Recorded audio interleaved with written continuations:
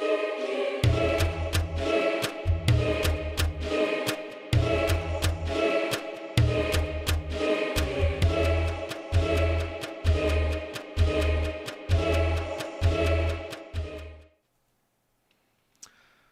alhamdulillah, wa salatu wa salam ala rasulillah. Assalamu alaikum wa rahmatullahi wa barakatuh.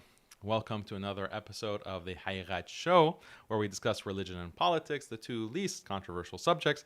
I'm your host, Daniel Haqiqatjou, and today we have an excellent show for you, inshallah, where we're going to react to a debate that was held recently between Yasir Qadhi and Mustafa Akyol.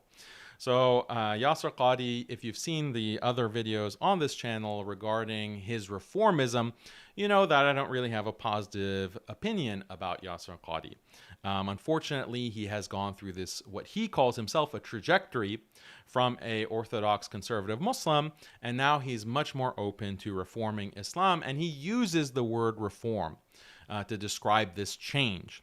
So if you haven't seen the video analysis that I did looking at his own statements and his own words, check that out on the channel. Just search MuslimSkeptic, Yasir Qadhi, etc., and it should come up. Now today we're going to look at this debate, and what's interesting is that Muhammad Hijab even commented on this debate, and he said that, well, looking at this debate, it's like two, secularists arguing. It's not very clear that Yasir Qadhi is the religious conservative and Mustafa Akyol is the liberal reformer. It looks like both of them are liberal reformers who believe in secular democracy. So what kind of debate is this really? And what's interesting is that I've challenged Mustafa Akyol to debate, and he's denied it. He's blocked me. He's too scared to debate. Yasir Qadhi, I've also challenged to speak with me. He's refused. So it's interesting that these two individuals seem to have much more in common with each other than either of them have with me. And as we see this debate or this discussion, really, we can glean a lot of reformism from Yasir Qadhi. So let's just get right into it.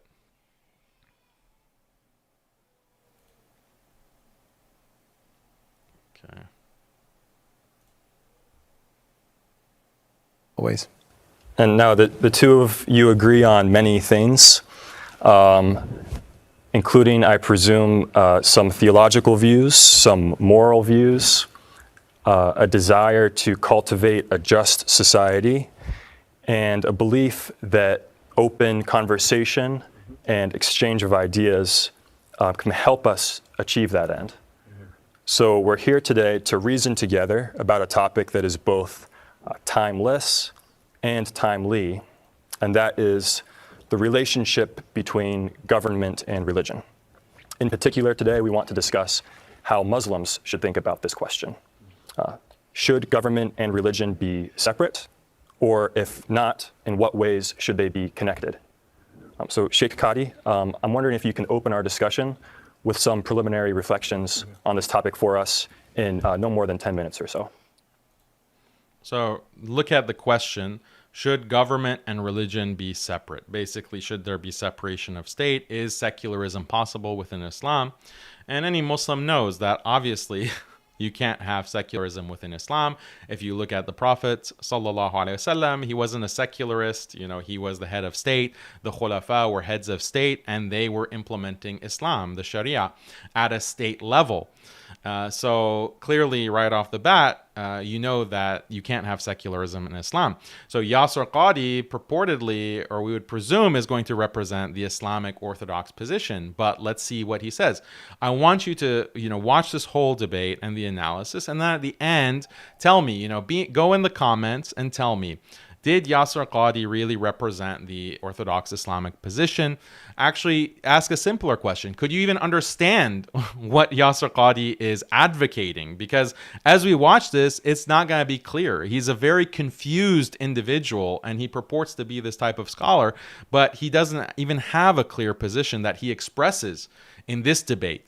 So let's take a look. Okay, so Bismillah. Let me begin with a personal disclaimer and then 3 topical disclaimers before I give a summary statement. My personal disclaimer is that I am not a political scientist. I'm actually a theologian trained in Islamic law.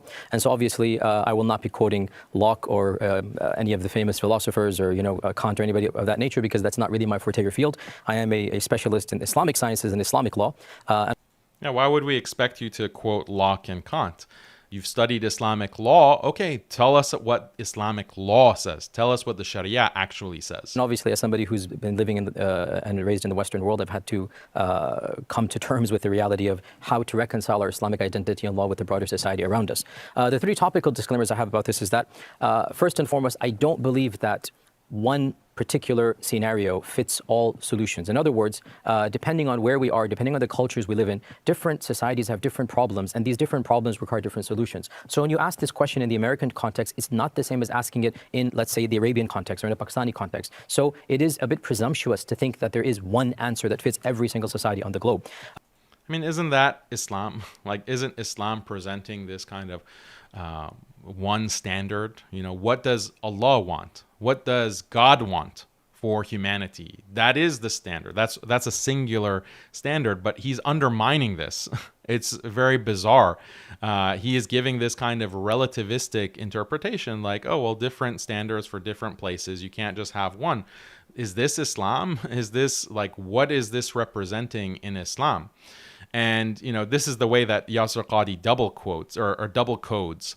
When he's doing this kind of debate with secularists at this kind of non-Muslim institution, he'll talk about, oh, plurality.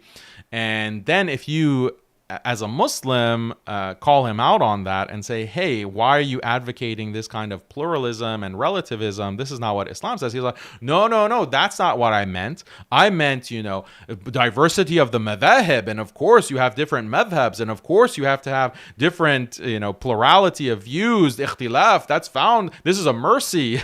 This is found in Islam.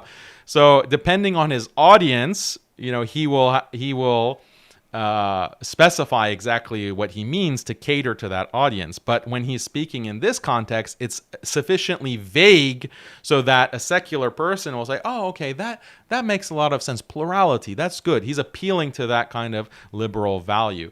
And Yasir Qadhi does this constantly. And then when you call him out on it, when I call him out on it, he says, no, you're just a madkhali, you're a khariji, you're a neophyte, you don't understand. This is what I actually meant, you know, when he says that, oh, there's holes in the narrative regarding the preservation of the Quran. Or when he says that, oh, well, there are bizarre and problematic things in every text, you know, in every religious text, there's bizarre and problematic things. Oh, are you saying that about the Quran? You know, you go to the video that I referenced, and there are the quotes right there. Or when he says that, oh, well, we need to, reform parts of the religion. You know, these are explicit things that he says. You call him out on it, and then he accuses you of being stupid, of not understanding him. So this is the pattern with Yasir Qadhi, and you can judge for yourself. Are we misinterpreting what he's saying? The second topical disclaimer I'd have is that I also believe that no matter which solution one chooses, there's always going to be pros and cons. So what we need to do is to choose the solution that will minimize the cons and maximize the pros, right? And there's always going to be negatives. You're never going to have a watertight, perfect solution that's going to be acceptable to every single person. In fact, that's the nature of politics. And the last disclaimer I have before I get to my statement is that we really have to be extremely wary of our own internal biases, of the problem of projecting our values and inherently viewing them as superior to all other values and all other people's, especially when we, meaning the two of us in particular, might be coming from lands or places of power and speaking to peoples who are subjugated, colonized, marginalized, where the power imbalance and even the nation-state dynamics might have unintended consequences. Specifically, as Americans, we are living in this country here. I mean, we have invaded, multiple lands and destroyed large civilizations in the last few decades. More than 1 million people have been killed. At this stage of our existence, for us to presumptuously assume that we are in a position to pontificate about which government is the most conducive for the welfare of mankind, I think we need to humble ourselves and realize that this is an experiment. We're all trying, they're all trying, and this conversation is going to perhaps just better our understandings of each other's worldviews. So you'll notice this in the debate that he wears two masks. Oftentimes, when he's pressed and he gets pressured in questions, he puts on this mask of, oh, an American. We're Americans. We need to humble ourselves. We shouldn't assume our values are superior. Okay, but who's telling you to talk as if you're an American or from the American perspective? We're asking you about what Islam says, the Sharia says, what Islamic law says. So we're asking you as a scholar of Islamic law. But whenever he's trapped or he is in a situation where he can't really answer, he can't give the Islamically correct answer because it's politically incorrect, he says, oh, as Americans, we shouldn't assume that our values are superior. Well, what a Muslim believes is that, yes, Islam is superior. That's why you're a Muslim. And if you're a liberal and you believe in liberal secularism, you believe that liberal secularism is superior. No one has this kind of relativist position, but Yasir Qadhi switches back and forth depending on what's convenient for that point in the conversation. With those three generic caveats, let me state that I think the fundamental issue that is at stake here is that all too often, people who engage in this topic of how much religion should be involved in politics are actually coming from very different paradigms, and so they end up speaking past one another. So, for example, what exactly do you want your political system to achieve? A political system whose ideology is meant to nurture morality, whose very purpose is to prevent immorality, to foster a sense of good faith. That's a radically different political system than one that is based on maximizing individual, pleasures and individual choices. And also, a society that is largely faith-based, a society that is accustomed to communitarian standards of even a social enforcement of a type of morality, is a radically different society, such as the one in America, in which faith is viewed as a private matter, in which individualism always trumps communitarianism. As well, a society that largely believes in immutable virtue morality is radically different. It's not the same as the one in which morality is viewed as utilitarian, in which morality can be updated or changed from time to decade. So he said at the beginning as his disclaimer that, oh, I'm not a political scientist, so I'm not going to be citing Kant or Locke, etc. But he's talking about communitarianism, virtue ethics, utilitarianism, like all of these political and moral philosophy ideas and concepts. Where is the Islam? Where is the Islamic law? Where is the Sharia? So he's immediately contradicting himself. To era to place. And so with all of this reality, I would say that generally speaking, most Muslim majority countries would have ideas of politics and political systems that are radically different than most people living in the Western liberal world. And therefore, for the two of us to engage in a fruitful conversation, we first have to define what is the goal of a political system. If the goal of the political system is merely just to live and let live, well then, that goal in and of itself might not be very popular amongst large segments of the Muslim world. And this is demonstrated by multiple examples which we can get into in the Q&A or in the discussions that we have. On the other hand, So, what is the goal of a state? Okay, tell us the goal. You're supposed to be the theologian, the Muslim theologian. Tell us what is the goal in Islam. Educate us. That's the perspective you're supposed to be representing. And then he says that, well, there's differences. What we find in the Muslim world is going to be very different than what we find in the West. Okay, yeah, obvious point. What is your point with this? And he's saying that, well, the Muslim world might not agree with live and let live, and we shouldn't impose it. Okay, well, who cares what people in any country think, in any part of the world think? We want to know what Islam says. Already, he's reducing the whole conversation to basically democracy. What do people want? What do the majority of people want? This is political science. This is a liberal type of ethic. He's not speaking about Sharia or Islam.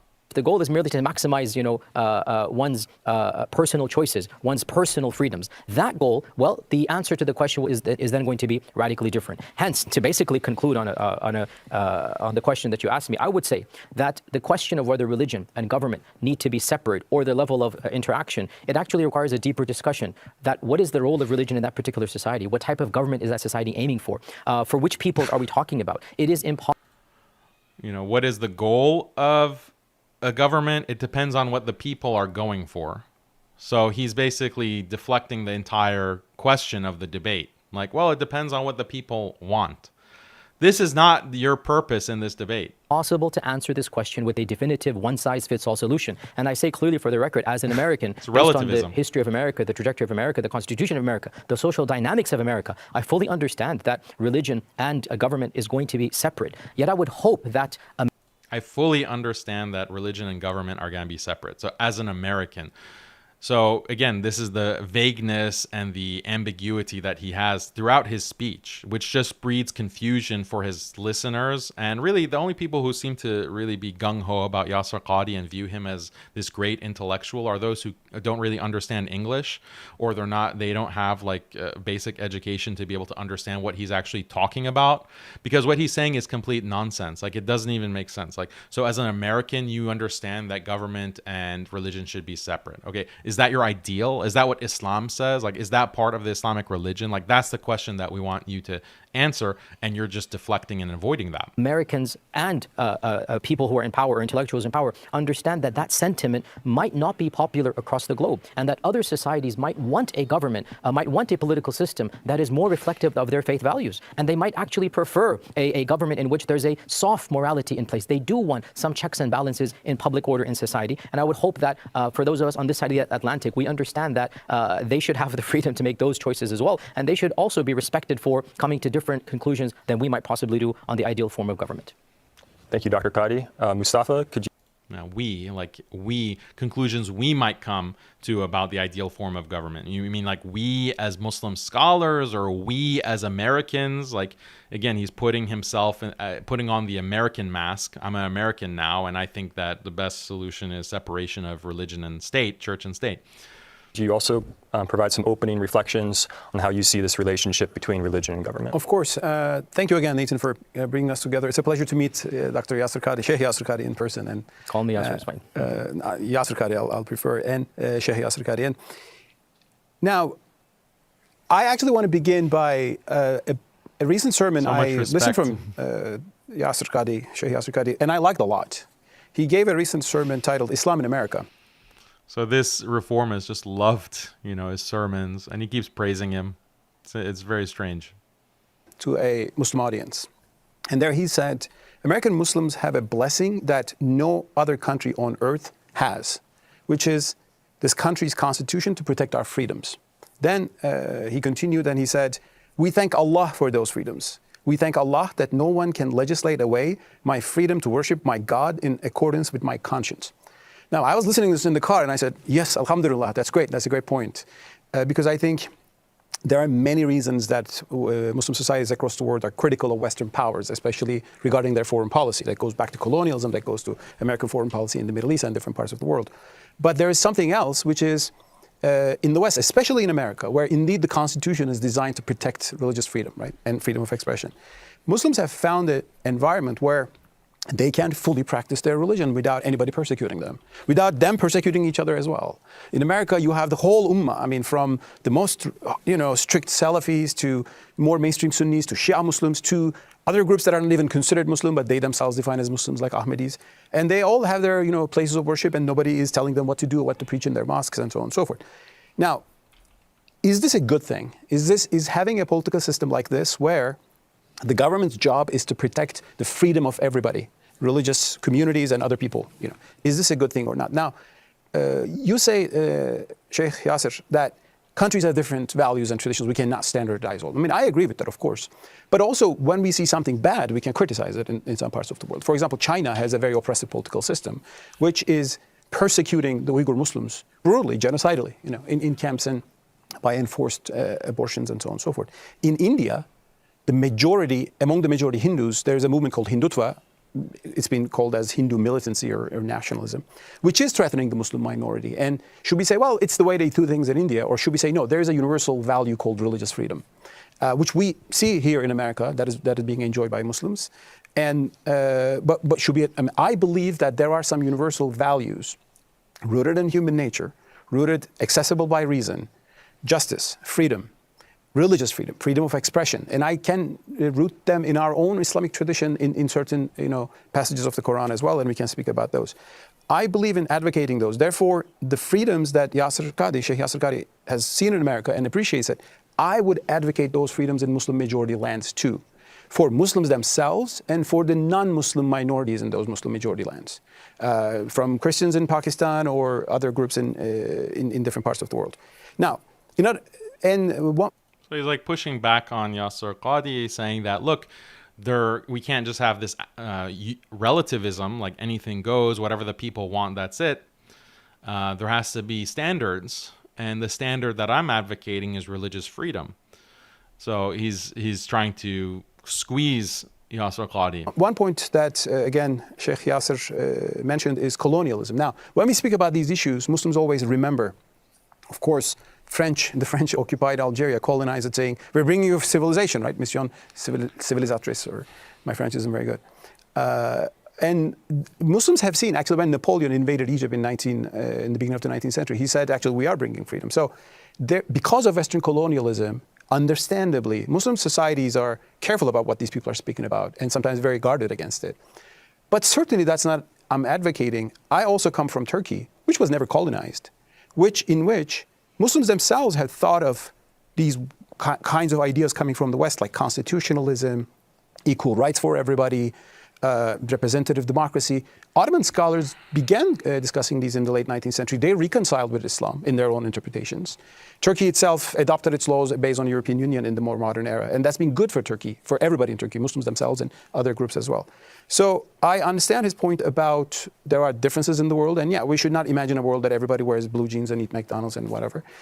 Cultures certainly have their traditions, and especially we Muslims, and we should preserve them. But I think politics is a universal area where there can be values we can uphold. One more thing, Sheikh Yasir Qadhi emphasized that a society that wants to nurture morality and wants to the other one that maximizes freedom. These are two different things. These can be two different things, but these can be compatible, because maximizing freedom doesn't always mean maximizing freedom for people who want to be immoral, right? It's maximizing people for freedom for people who want to be very moral, very traditional. In America, that's why freedom means the Amish can be very conservative in their way of life. Orthodox Jews can be very traditional in their way of life. Muslims can be very traditional in their way of life. And I think when we try to No, like if you just give people the choice to do whatever they want, they will, and you are pushing this kind of hedonism and glamorizing it, as is often done in the consumerist West, you are encouraging people to just follow their desires and to take up less duties. So you have a responsibility towards your parents in Islam. Maximizing freedom is to say that, no, you're free to disobey your parents. You're free. You don't have to take care of them. You don't have to, when they get older, make sure that they're provided for. You don't have. That's what freedom means. Like you have fewer and fewer duties. So when you maximize freedom, then these kinds of consequences will apply. Like, oh, your duty to your spouse, your duty to your children, your duty to God, your duty to your community. Like, oh, maximizing freedom means abolishing these types of duties so that you can choose and do whatever you want whenever you want. Even if it is something like, oh, I want to just pray. I just want to pray as an individual all day long. In order to maximize that choice, you have to get rid of these kinds of duties. But Islam says, no, you have a responsibility to worship. You have a responsibility to take care of your kith and kin. You have a responsibility towards the community. You have a responsibility towards other human beings. And these are duties that if you don't do them, you could be penalized for it. There could be harsh punishments, or you're committing a sin. You could be punished in the afterlife. If you maximize freedom and maximize choice, then that means you get rid of all of this. It leads to societal breakdown. But Mustafa Akyol is not sophisticated enough to understand like these kinds of realities, moral realities. He has a very he's like a freshman in college who's just, learned what liberalism means and, oh, we have to maximize freedom. But I mean, he has a lot of company. There are a lot of people, like basically the entire ruling class of the West. They have this kind of cartoon understanding of what liberalism means and what freedom and equality mean. So it's just very tiresome. Nurture morality not within freedom, but through mechanisms of coercion, as we see in the Muslim world today in Afghanistan or Saudi Arabia or Iran. Coercion. Actually, it leads to immorality, because imposed morality through the state leads to hypocrisy, leads to resentment, even it leads to alienation from religion. So I mean, can we just pause for a second to understand what a stupid statement that is? Like, coercion leads to immorality.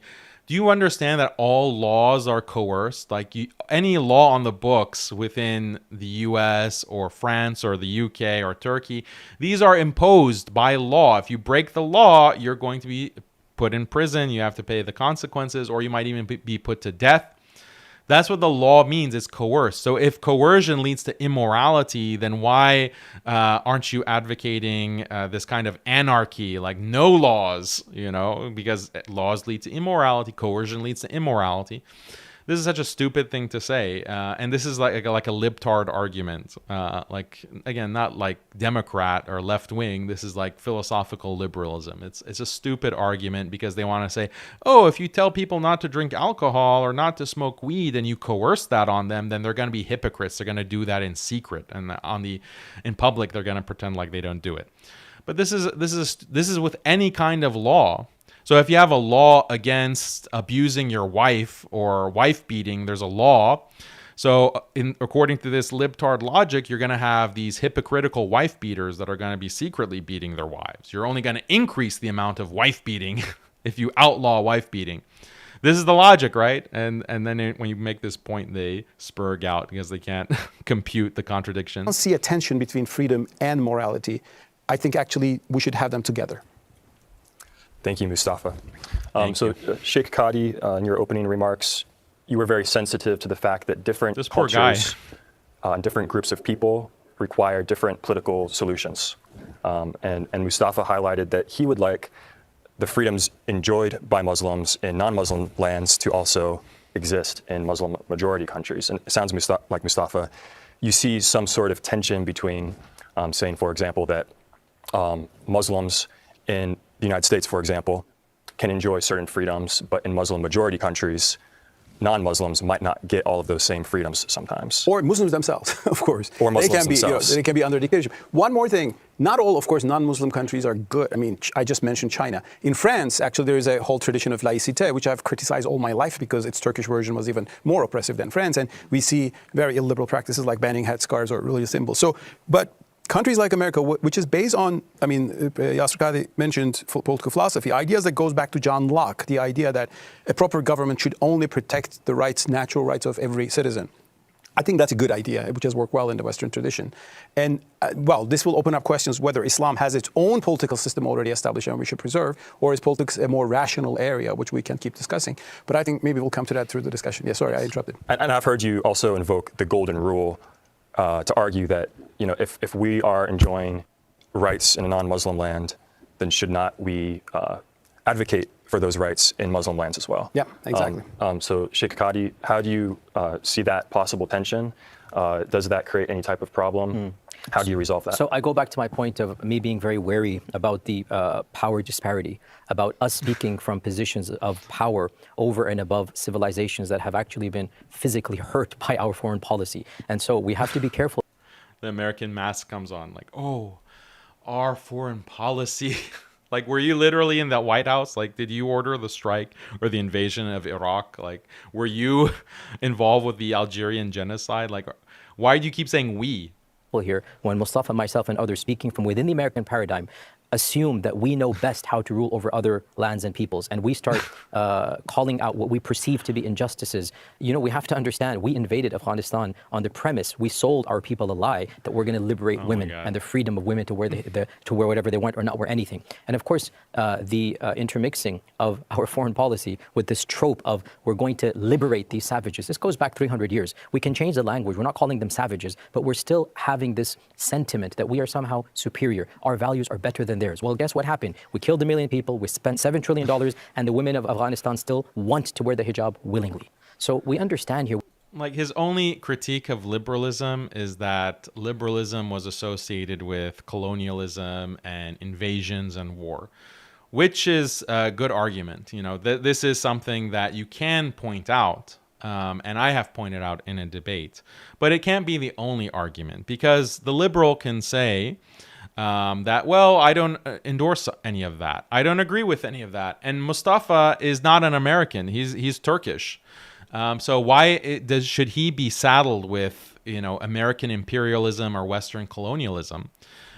He can just say, well, okay, they did that. Other liberals did that, but I don't agree. I don't agree with that type of imposing of Western values or Western democracy on the rest of the world. He can make that move. And then what is Yasir Qadhi going to say? I mean, Akyol keeps saying that, actually. And Yasir Qadhi just repeats the same point without realizing that he's making no sense. The point has already been responded to. What he should say, like the correct response to Akyol, is that, okay, well, it's very convenient of you to disavow how liberalism was spread throughout the world. The only reason that liberalism is so dominant today is because it engaged in these genocidal practices, engaged in this kind of colonial practices. That's why liberalism is the dominant system today and has led to this kind of prosperity. It did it on the broken bones and the dead bodies of millions of people around the world, in the Muslim world, in the global South. So that is a heritage of death and destruction. You can't really divorce that from the political dominance of liberalism today. And that's often the argument that's made to promote liberalism, that, oh, see, liberalism promotes so much prosperity, it promotes so much wealth. And that's really the main kind of go-to point that people make, other than this kind of rational argument, like the golden rule. But the golden rule you can debunk easily. Like these kinds of liberalism as a theory, it's easy to debunk, and we've done it many times on this channel. And we'll do this in the course of this commentary. But that's the way that you have to approach a debate with a liberal. But Yasir Qadhi himself is a liberal. He's endorsing these kinds of liberal values, plurality of choice. There can't be one system that you impose. Coercion is bad. Like, he's adopting pretty much every single liberal concept or value here, and he's pretending like he's debating the opposite side. This is not a debate. We have to be really careful about assuming we know what's best for them. My position and advice is, hey, and I've spoken to people in Pakistan in this regard directly, like, hey, can you explain to me why you have this policy? Maybe you guys should think about trying to change it, but that's on them to do. Let them organically figure out what is the best way. Because here's my point back to Mustafa and others. Let them organically figure out what's the best way. Does this sound like an Islamic scholar? Like, did Imam al-Shafi'i or Imam al-Ghazali or Imam Ibn Taymiyyah, did they say, yeah, whatever is best for your locality, just organically figure it out? Like, is this the perspective of Islamic law? This is shocking. Or, if you don't want to take the ulama, go to the Sahaba or the Salaf. Do we see any of the Salaf saying anything like this? Do we see anything in the Quran and Sunnah saying this? Like, oh, the best way, just figure it out. Organically, it's your choice. You have to democratically figure out what your people want.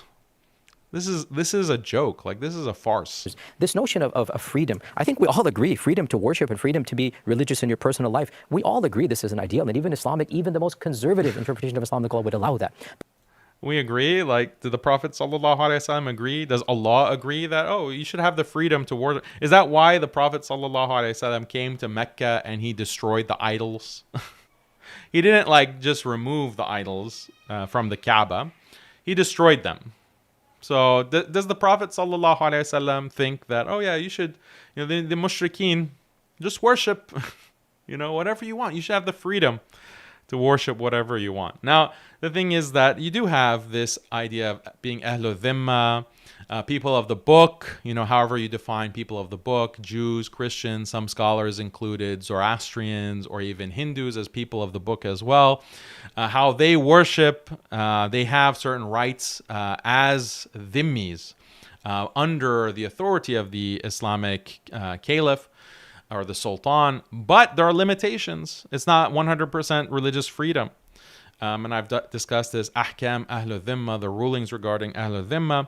It's not, Western style freedom of religion. There are certain restrictions. And, to be accurate, the liberal system is also constraining religious practice. There are many aspects of Islam that you cannot practice within Western democracy. Why?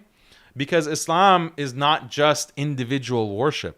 Islam involves laws concerning marriage, concerning inheritance, concerning child custody, concerning communal matters, concerning finances, concerning the financial system, concerning the government, concerning criminal punishments. Islam encompasses all of these things. But within a liberal, secular democracy, you are only allowed to practice those aspects of Islam that are personal to you. And even sometimes those are restricted. But you can engage in worship, you can read the Quran, you can fast. Okay, wow, that's practicing Islam. That's only if you have this secularized, liberalized version of Islam. Islam as a totality, you do not have the freedom to practice it. You're going to be shut down. You're going to be restricted. You're going to be put in prison. Even when it comes to like marriage laws, you cannot. You have to obey the feminist laws, for example. You cannot obey Islamic law even in the context of your family. So even the secular state restricts the practice of religion in the family context. In your own home, you cannot practice Islam. With your wife and children and parents, etc. So these are things that are, show that this kind of ideal of religious freedom in liberal states isn't even applied, is actually completely meaningless as far as liberalism is concerned. Yasir Qadhi is not going to point any of this out. He's not going to push back on liberalism either because he doesn't understand this, he doesn't know this, or he doesn't want to say anything that will anger his liberal, secular patrons or associates. But how about the freedom to publicly blaspheme? Do you think the majority of Muslim countries would want that? Do you think that in Pakistan, in Arabia, in Morocco, they would want the freedom to go and blaspheme against God and His Messenger in the street? They don't want that even. Who cares what they want? It doesn't matter what they want. Islam isn't representational democracy where you vote. Yes, we should punish blasphemy or we should not. So why would you want to superimpose on them a worldview that is emanating from our upbringing or our current experiences in America? And again, we have to bring in the issue of morality. This is one of the sensitive topics that always comes in this regard. Do you really think the majority of Muslim countries want the freedom to allow promiscuity and immorality in a manner that is completely unrestricted? Now, what that fine line is, every country is going to be different. But I think we would all agree that the average parent, the average person would not want. Even in this country, we're banning marijuana in most states, right? I mean, from a purely secular perspective, you can make a stronger argument for alcohol than you can for marijuana, the damage and the harm that is done from alcohol. So the majority of Muslim countries would not want the types of moral freedoms. The types of freedoms you're talking about, everybody wants them. The freedom to criticize their government, the freedom to worship God as they see fit. Those are not the freedoms that anybody is really contesting. We're talking about the types of liberal freedoms. Yeah, so he's not contesting it. So that's... Akyol's whole claim is religious freedom, and Yasir Qadhi says no one's contesting that. No one's contesting that. So that's secularism. He's basically conceded the entire debate, like within 20 minutes, less than 20 minutes. So this is really pitiful, and the whole appeal to power discrepancy, like we have a power discrepancy as Americans. I forgot to mention this, but this is he like this kind of woke grad student activist, like these decolonial academics? I bet you that there's this grad student, decolonial grad student who's written him these notes. I bet you that's the case, because this kind of having an aversion to power discrepancy, guess what? When we look at the Quran, and you read about the kings like King David, Dawood, or Sulaiman, there's a power discrepancy. There are the mighty kings mentioned in the Quran, or the other Anbiya, or look at the caliphate, look at the Prophet sallallahu alaihi wasallam, look at conquest. It's all about power is an important thing. Like power is not something negative in Islam, but he's stigmatizing power. Like, because of our power, we can't dictate, as Americans, we can't dictate to others what is right and wrong. Well, guess what? The caliphate did that. The Prophet sallallahu alaihi wasallam did that, dictated right and wrong based on power. So he's throwing all of this under the bus. This is these are notes written by some kind of decolonial grad student. Yasir, you need to fire whoever's writing these notes for you, because it's really humiliating. This guy is not, whoever's writing your notes, he's not doing you any favors, let me tell you. Freedoms that also guarantee, and this is a slippery slope, and I mentioned this in the very talk that you mentioned. I actually mentioned this there, that the very freedoms that allow us to be, good Muslims and allow us to criticize the government, well, the problem is, at least in the way that the freedoms are practiced in this country, it also allows people to do things that we don't like, and we have to, that's a quid pro quo, we have to do that. But my point is, do you really think people in most Muslim countries would want to open up that Pandora's box of the freedom of morality versus immorality? And I would argue, and I think statistics show that is definitely not the case. All right, Mustafa. So Sheikh Qadhi makes some good points. Sure. Here in the West, Pakistan. I mean, what Yasir Qadhi could have said is that, okay, you want religious freedom, Mustafa. Well, guess what? In some of these Muslim countries, they want hardcore Sharia law. They want to punish blasphemers, execute apostates. They want to restrict women and force women to wear a burqa. They want to impose jizya. That's what they want. So that's their religion. You accept that? That's how he could have framed it and pushed back, but he's not making this point. It's like a very easy point that he'll make. But the problem is that he himself is committed to religious freedom. So that's why he's facing this difficulty. Pakistan's blasphemy law, for example, sounds horrific. Yeah. But if you speak to most people from Pakistan, they want those laws. So why should we want to force unwanted laws on people whose cultures are wildly different from ours here in America? And in India, a lot of Hindus want to punish Muslims for eating beef, from their point of view. So should we welcome that or not? Well, Sheikh Yasir made a few points. Let me go. No, we shouldn't welcome that. Why? Because they're wrong. That's a simple answer that a Muslim gives. Like, why as a Muslim do I have to assume that all religions are correct? And this goes to the whole reciprocity point where it's like, well, if we allow Muslims in the United States or in Europe to have their mosques and to have their worship, then we have to also have the exact same kind of values and freedoms in every Muslim country. And you have to abolish the Sharia. You cannot impose these kinds of rules of Ahlul Dhimma, etc. This is a stupid argument because it means that we all have to assume that no religion is correct, that all religions are basically the same. Only a secular person or an atheist would assume that. But I'm not an atheist. Muslims are not atheists. So it's not the same thing. A mosque is not the same thing as a church. A masjid is not the same thing as a temple. Praying to Allah is not the same thing as praying to a rock or praying to Satan. They're not the same thing. And on the atheist assumption, on the secular assumption, they are the same thing. Therefore, they should all be treated differently. But Islam rejects that.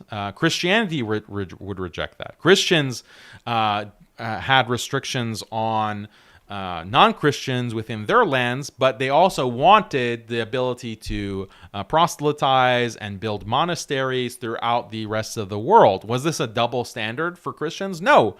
They're consistent because they believe Christianity is true and other religions are false. So they're going to restrict the false religions in their lands, and they're going to promote the true religion in lands that are elsewhere. That is if you're a Christian. If you're a Muslim, it's not inconsistent to say that, well, we support mosques, we support Islam throughout the entire world. But we're going to restrict false religions. We're going to restrict idol worship. We're going to restrict these kinds of practices that contradict truth in wherever we have control. Like that is consistent argumentation, and that's what the Sharia advocates. The Sharia is perfectly consistent, but this kind of consistency can't be understood if you've internalized secularism. You've internalized this atheistic assumption that all religions are equally true or all religions are equally false. Therefore, they should all be treated the same. If you have a mosque, you have to have a church, you have to have a synagogue, you have a temple, a Satan worship temple. It's all the same. So why should we adopt that assumption? Only if you've internalized secularism, which Akyol obviously has and Yasir Qadhi has. Just the power disparity. I mean, you mentioned when we invaded, that's America. I was in America at the time, and I'm not, so I was in Turkey. I don't even follow the U.S. foreign policy in that sense. As I can't say from an American point of view. But I made it clear, Western invasions, occupations, supposedly for bringing freedom. I'm against all those. I've been against all those all my life. We're not speaking about those. And actually, those things have hurt the cause of freedom. I mean, I believe in freedom as a universal idea. He can but disavow when you use this for a sinister political agenda, you harm it. And that's why a lot of libertarians in America, including Cato Institute that I work, actually oppose things like the U.S. occupation of Iraq or other, colonial things of Europe in the past. Now, this doesn't, again, this doesn't, for example, stop us from discussing whether democracy is a good thing or not. And also, the West doesn't always, ask for democracy in Muslim majority countries. I mean, it is the West's own system, but we have seen Western governments actually not wanting democracy because they think a government will come to power that will not serve on their interests. So let's leave aside Western foreign policy. We can condemn whatever needs to be condemned there, or if Russian occupation it's not just the West. There are a lot of powers active in the world that have done terrible things. But Are there political values and ideas that we can discuss? Like, should the ruler be elected by the people, democracy, or should he be coming in a monarchical inheritance system? Well, Muslims began discussing this in the late Ottoman Empire, and they said shura, constitution, these ideas, came into discussion. Now, Sheikh Yasir Qadhi highlights issues that will, of course, to especially many Muslims. Do you want people to be promiscuous on the streets or blaspheme? I don't want those things. But having laws about those things, in a way, actually, that hurts a lot of innocent people for their sincere beliefs. I'm against that. In Pakistan, for example, we know blasphemy law is a major issue. It's in the laws, and also there's this huge social anxiety about that. Innocent people just get blamed just for a Christian has a quarrel with some Muslims, which has happened to a lady named Asya Bibi. She just said, oh, they blaspheme against Prophet Muhammad. You can prove against it. Then you are in death row for many years. So let me say again, when we defend the idea of freedom, some people will say things, some people will do things that we do not approve. And we don't have to approve those things. But going after those things by the power of the state, that's a different discussion. If we don't like immorality, what do we do? We can preach morality. We can show a moral way of life is better. We have the right to do those things. So if you don't like a husband beating his wife to death, if you don't like that, we can't have laws that enforce that morality. That would be coercion. That's only going to breed more wife beating and more spousal abuse, more spousal homicide. So we can just preach, the good, but don't impose. Or we don't like this kind of outright racism against black people. We don't like it. There can't be any laws like anti-discrimination laws on the basis of race. We can just preach. Imagine. So this is like the kind of inconsistent logic from these liberals. And yes, every society has a public morality, what you can wear, how you can dress. I understand those things. But I would also not agree with the Sheikh Yasir that everybody wants the political freedoms. I mean, you probably know certain scholars in the Gulf which will say, never speak against the ruler, obey the ruler, whatever he says, don't get into any discussion. Well, that's an Islamic point of view. Rabbi in Ferris, their point of view. I don't agree with that. So I don't want to bring this discussion of freedom to issues where Muslims are morally disapproving. We can disapprove those things, but there's a whole range of issues here from religious minorities. Let me ask one question. Apostasy, for example. Imagine some people, and that happens, they convert from Islam to Christianity. This has happened in Iran, this has happened in several countries, including Saudi Arabia. In our traditional interpretations of the Sharia, apostasy is considered as a crime. Of course, was that really leaving the religion or political rebellion as well? There are endless discussions about those. I'm of the opinion that we should respect people's religious freedom. We don't want to see people deserting from Islam, but if they do, it's their choice. And we should establish religious freedom laws everywhere in the Muslim world that we don't go after people for apostasy, for example. So is this a moral thing? Is this a political thing? For example, what would you think about issues like that? So when it comes to specifically interpreting, so again, you're talking about a Muslim majority country. And I say here again, you're saying that we have caused a lot of hurt in those regions. You're trying to disassociate yourself from that hurt. But I go back to this point, the very fact we are discussing, what we are discussing, from the place we're discussing it, we are not speaking from a vacuum. And so when you come and you say, I would want those countries to do this, I'm really sensitive of the fact we are overstepping our bounds. I am a firm believer of local actors, local activists, local preachers, local politicians, organically within their own communities, bring about sentiments that can gain traction and let them. Now, we have the right to discuss with. So let them decide. Let them come to their own conclusions about what they want to do.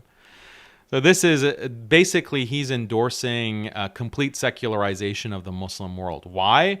Because guess what? The dominant media systems in the world today are Western media. So these kinds of values and Western educational system, these kinds of values are being exported throughout the world. Like you can say this is a soft imposition of Western liberalism throughout the world. And unfortunately, it's brainwashing a lot of Muslims to adopt these values because they're watching the TV shows, they're watching the news, they're watching the movies, they're adopting the culture.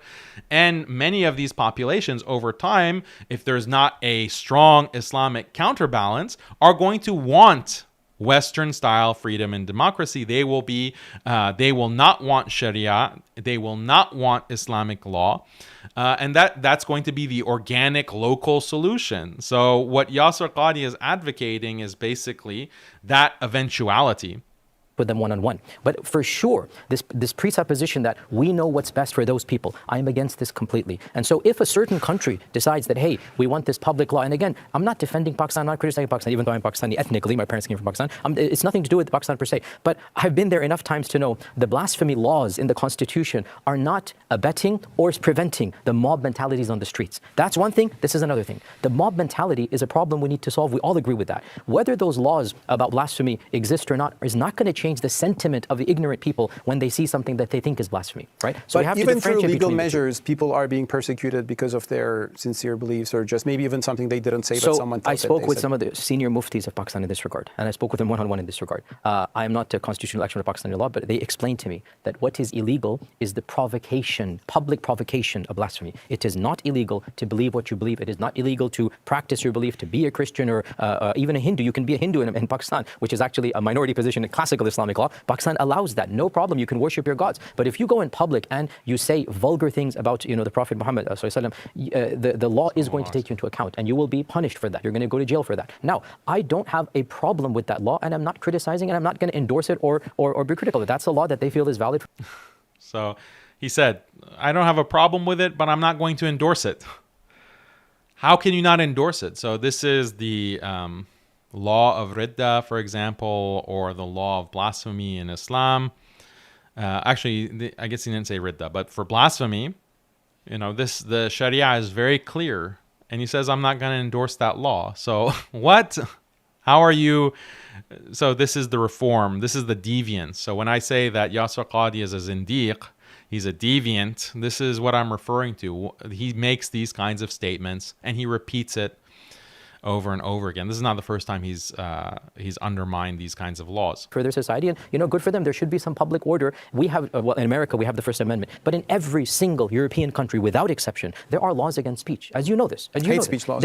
So then, why would it be problematic for Pakistan to have its version of hate speech laws? And we don't seem to complain about Germany or about France or about Netherlands or about England. This is where I think I have to push back gently at you. It's as if we're only irritated when Muslim majority countries try to exert their Islamic influences on their societies, and we seem to overlook completely when our European counterparts are essentially doing the exact same things. As you're well aware, we're speaking from a context now, recently, political protests for Palestine have been banned in 4 European countries. Where's the outcry? Where's the outrage? How come those who are advocating freedom of speech and freedom of religion are all of a sudden silent? So this level of hypocrisy is always displayed time and time again. And that is why you will not find me a willing participant to say, oh, look at Pakistan, look at Iran, because I also say, look at Europe, and frankly, sometimes look at our own country as well. And I say, we're all doing things that are, contrary to ideal. And I go back to my point, let local Pakistani activists and actors, let local Pakistani ulama decide what they should do. And I have no problem. As I said, I've spoken to them one-on-one. I spoke to one of the most senior muftis there, and I said to him, these blasphemy things that you guys are doing, you need to preach against them. And he himself said, our hands are tied. These blasphemy things that you're doing, he's talking to senior muftis, saying you need to preach against them. So what do you mean? Preach against the Sharia? And then if you ask him to clarify, no, I meant the mobs. That's what I was referring to. And by the way, didn't he say that he's not telling people what to do? So he's telling the senior muftis, you need to preach against them, against these laws. So you are telling them what to do. So this is a double speak. And he said originally, they should be allowed to decide for themselves organically. But you're telling them to preach against blasphemy laws. And by the way, who are these senior muftis, by the way? He never names them. He never names them. So let's see. Let me just rewind it slightly. Most senior muftis there, and I said to him, these blasphemy things that you guys are doing, you need to preach against them. And he himself said, our hands are tied. These are the masses. It's not the law. These are people that are ignorant of the faith, and we're trying our best to get rid of it. Nobody's happy at the mob mentality in Pakistan. But if you've been to these countries, it's in Pakistan, mob mentality and the legal process is different. And exactly. Deobandi, for example, scholars have been saying. All right, blasphemy. See, this is his double speak. Like, he keeps it vague and ambiguous. So it sounds like in front of these liberals that he's against blasphemy things. Like, so you mean blasphemy law? You're against the law? Or are you against the mobs taking the law into their own hands. Okay, in Islam, so he can give the impression to these liberals that, oh, I'm against the blasphemy law, and he can give Muslims the impression when they call him out on it that, no, I was talking about mob mentality. I was talking about vigilantism. This is dishonest. It should happen through the courts. So that is better than the mob mentality. I'll say that. I agree with you that, European countries especially can be very hypocritical, and they might have double standards when it comes to free speech. I publicly criticize those bans on pro-Palestinian protests. Amnesty International and groups like that, or human rights organizations like that, have also criticized because they're taking, I think, a more principled stand on this. That's why I believe American standards of free speech are better than the European. For Americans, I say. I don't believe universally. For Americans, they're better. We're used to it. We're accustomed to it. We've signed on to the program. For Americans, freedom of speech standards are better. Not Islam, not, what Islam has to say, not what Allah wants. You can't make a general statement that Islam is good for everyone. One standard, no. Point. If you're born here, well, it's your choice. You want to live here or not. If you come to this country like you did, you sign on to the program, right? That's fine. And I'm willing, as an American citizen, born and raised here, I'm absolutely willing to understand our constitutional rights. I don't have to agree with the Supreme Court's decision. I don't have to. But I respect and abide by the law of the land. The point is, if you go to Pakistan, you have to sign up to the same ideals. They have their version of laws. They have their understanding of society. And if you don't like it, well, then either work to change it or go somewhere else. There is no doubt that... An interesting contrast. He said... when it comes to the Constitution or what the Supreme Court decides, you say, well, I disagree, but I respect and abide by the law. But when it comes to Pakistan, if you don't like something, you can work to change it. It's funny how he didn't say, in America, if you don't like something, you work to change it. Like you work to change it, because that would imply, oh, you're working to bring in Sharia, you're working to bring in Islamic law to America? How dare you? This is, God forbid that Americans actually strive towards an ideal of Islam and what Allah wants, and for Muslims to be advocating that. God forbid. How ridiculous. Just abide by it, respect the law. If you're in Pakistan and you're a liberal, you don't like these laws, work to change it. I do that myself. I talk to the senior muftis. I'm telling them not to preach this and that. So... This is the double standard. We do obey the law of the land, but if we see a law as unjust, we can criticize that law as unjust everywhere in the world. China has laws. Theoretically, what you're saying is fine. I agree with you. So Sheikh Qadhi. Like you agree that you should criticize the law. You can't criticize Islamic law. You cannot criticize the Sharia. That is not allowed according to the Sharia. So what is he talking about? You've emphasized the importance of local solutions that take the cultural context into account. And to some degree, I'm sure Mustafa agrees with that. Also in the Catholic tradition, you might call that subsidiarity.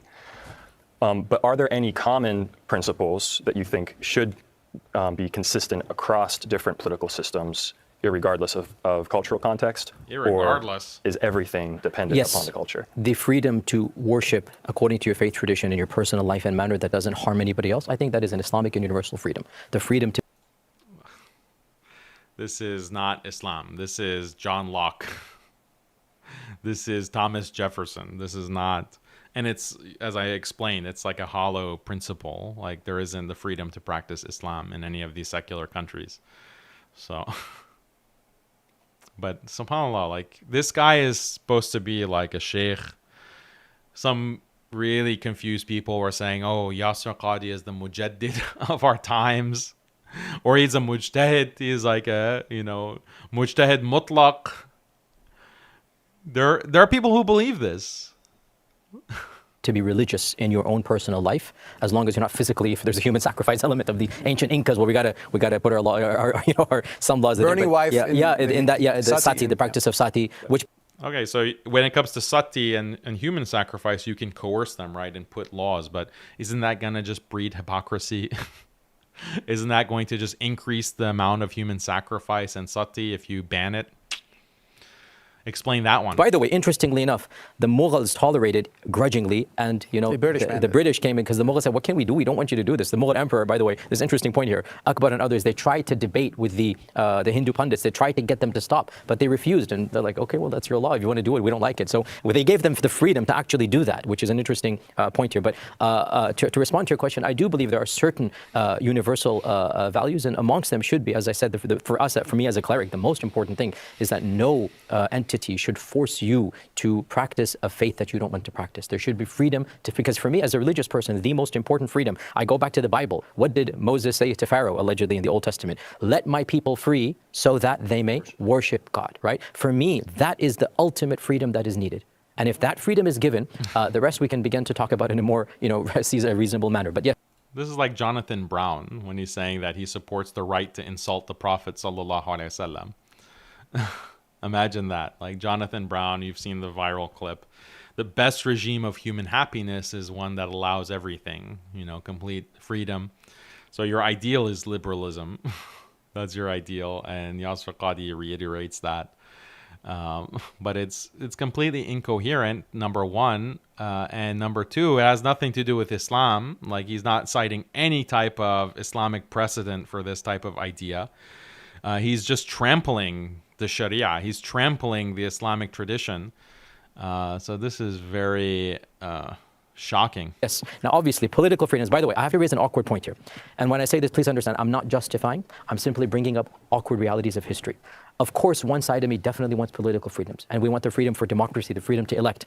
But I cannot help but think about the last 30, 40 years of the Middle East and the fact that certain countries that lived under dictatorships actually flourished GDP-wise, health-wise, education-wise, in manners that no other countries did. And I'll mention 2 or 3. This is not an endorsement. This is a problematization so that we move beyond these simplistic tropes. Because once again, and I have to bring this in, we have this assumption, let us go bomb them into democracy. Let us go and invade and give them the freedoms that we have. And we've seen those realities. The most well-educated Arab country, the highest GDP, the most prestigious Arab universities, and the best healthcare system in the entire Arab world was 1960s, 70s, 80s Iraq. There's no number 2. This is like number 1. We know this is not a defense of the guy on top. Believe me, I don't like him at all. This is not a defense of Saddam and his policies. But in the end of the day, you talk to Iraqis that have lived through that, and I've spoken to dozens of them. They all hated that guy, but they said, our life back in the 80s, our life in Iraq was unparalleled. The same goes for Libya. That guy was a brutal, brutal dictator. Yet, the stability of his people, the GDP that they enjoyed, the free healthcare and education, the infrastructure. So again, and this is not an endorsement at all. It is simply the problematization and the overcoming of our simplistic tropes that freedom is good for everybody and democracy is good for everybody. Well, you know what? Sorry. That was the trope that you're spreading. You literally 1 minute ago was saying that you think the best ideal is for everyone to have the freedom to worship as they want and do what they want. That's your ideal of freedom as this universal trope. Millions of Iraqis and Libyans would actually say the dictatorship of those brutal guys was better for our family life, because as long as we didn't criticize that one guy, as long as we let him be and steal his millions and whatever, he gave the billions back down to us, and he actually built a country for us. And again, this is not a defense, because on a personal level, I know my teachers and friends who have been tortured by those 2 people in jails. I know religious scholars that have been, faced the brutality of those regimes. But I'm just trying to make sure that we overcome these simplistic stereotypes that I'm a little bit tired of when we hear all the time. Freedom, democracy, this and that. It doesn't work that simplistic in every single place in the world. A thinker named Edmund Burke, would agree with your points there. I mean, I'm not a naive promoter of democracy. When you throw elections, a country will become a heaven next day. That's not the case. But the question is, can we see freedom as an ideal to which we can aspire for and to which we can work in our societies, and to religious freedom and political freedom as well? Now, one thing, you mentioned that in Afghanistan, U.S. pulled out. It was wrong for them to stay that long. I agree with that, all that. So it was wrong for them to invade. Maybe the first attack on Al-Qaeda, debatable, but yes, I was against that whole. I'm against these endless wars. I could say that. But you said when U.S. pulled out, now Afghanistan women, ladies, their sisters, wear the hijab willingly. Well, some wear willingly, some don't, and that's precisely why the Taliban is forcing them, right? I mean, the idea that there is this one norm in Muslim majority societies, Kabul is different from the countryside, which brings me to the discussion of this morality and of course Islam in issues about Sharia. I ask you about apostasy. I don't know what you think about that. But it is, I think, a fact that in our traditional interpretations of our Sharia, in classical fiqh, we have elements of religious coercion. Apostasy is seen as a crime punishable by death. There's hisba, which actually began as market policing, which was, I think, from the Prophet's time, peace be upon him, but turned into religious policing. So forcing people to be practicing and pious, like forcing them to do their regular prayers. And of course, hijab. Yeah, Hisba, the market police, was always the religious police. They were always enforcing religious morality. if you're going in the market and you're dressed improperly, the market police, as he's calling it, they would tell you, hey, you need to dress properly. Or some of them even carried whips and they would whip you. This is in the time of the Khulafa, time of Umar radiallahu anhum. So he's just glossing that as market police. They were the religious police, if you actually go to those narrations. And forcing women to wear the hijab and things like that. Now, let's leave aside Western foreign policy for 1 second. I believe these measures, which I call religious coercion, I've written against these things. I've been critical of these things. I don't find a basis for them in the Quran. And I think today they're not serving our religion, and they're actually hurting innocent people. You know, in Iran, they're trying to impose hijab on all women. Well, let the women, ladies, sisters, decide what they were going to wear. Some willingly wear, as you said. That's wonderful. We should fully respect it. Some willingly wear the niqab. I stand for their freedom too in Europe. But others don't. For example, I believe governments should not coerce them. Apostasy should not be a crime. So government should not enforce like nudity laws, like public decency laws, like people should have the freedom to just go out in the nude. Clearly, that's not allowed. You have indecent exposure laws in the West. And if you expose yourself, like you go to a playground or you go to a school and you expose yourself, you're going to face severe consequences. So I guess, is Mustafa Akyol in favor of indecent exposure to little children, women and children in public? Or should the government impose restrictions? Keep your pants on. Ooh, that's too much of it's a brutal dictatorship, not giving me the freedom.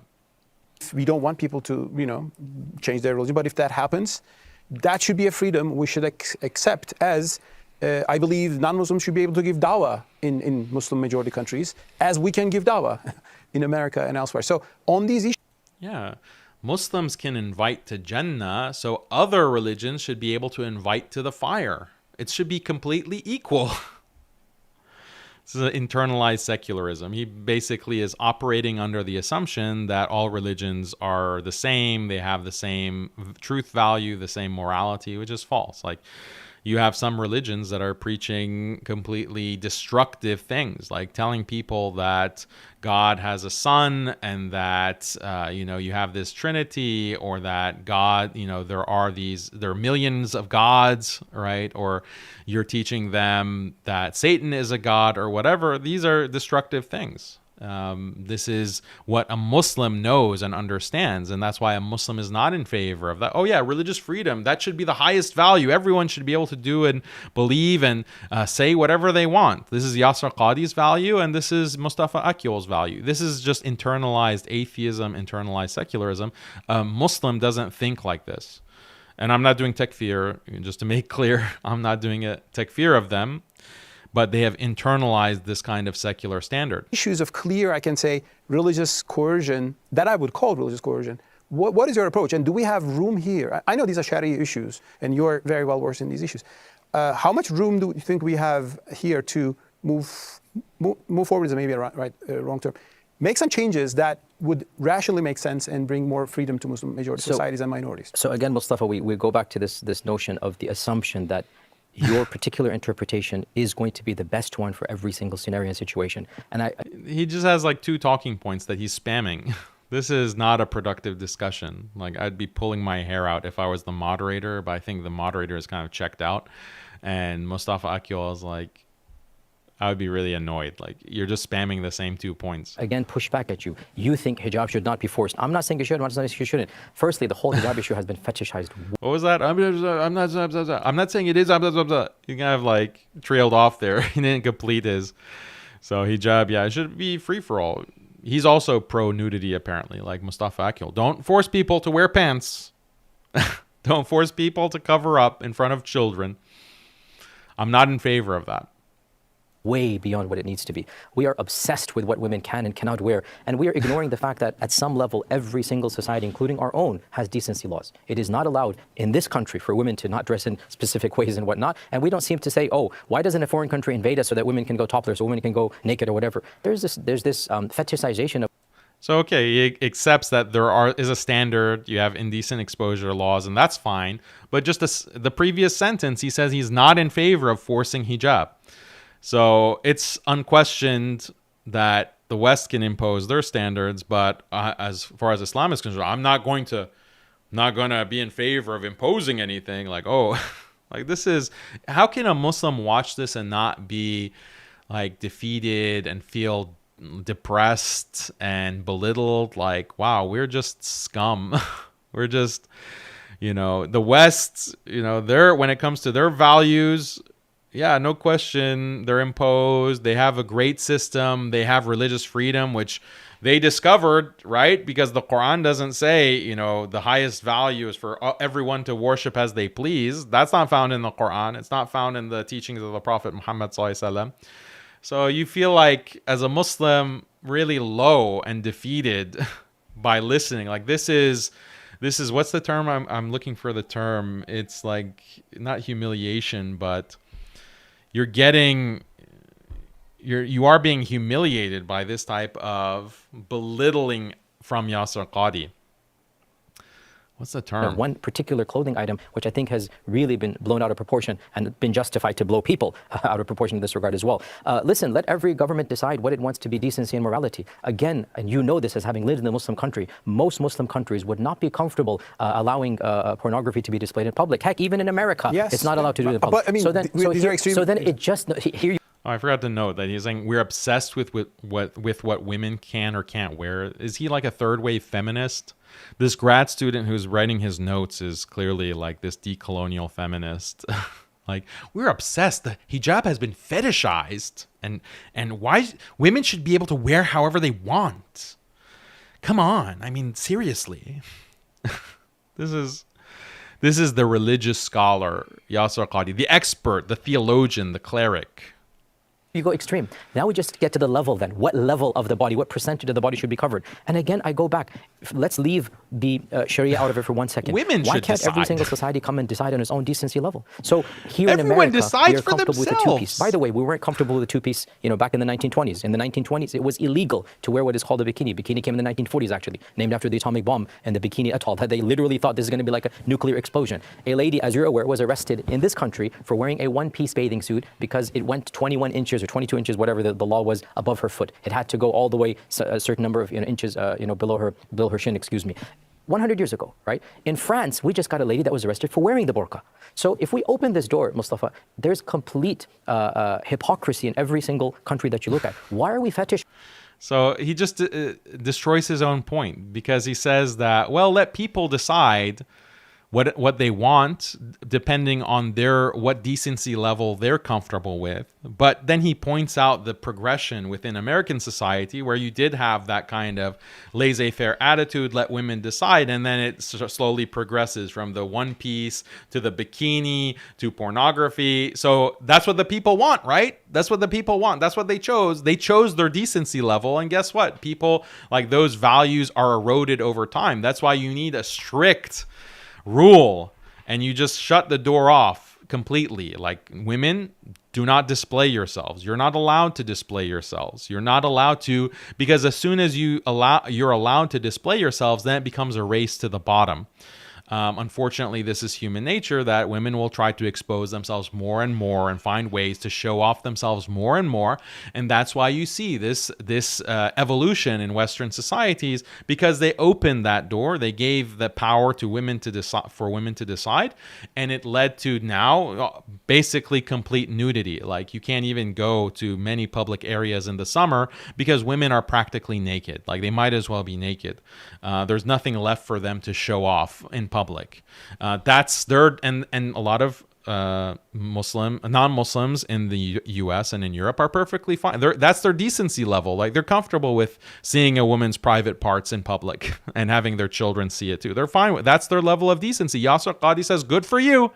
You chose that. That's what I want. I want everyone to choose what they're comfortable with.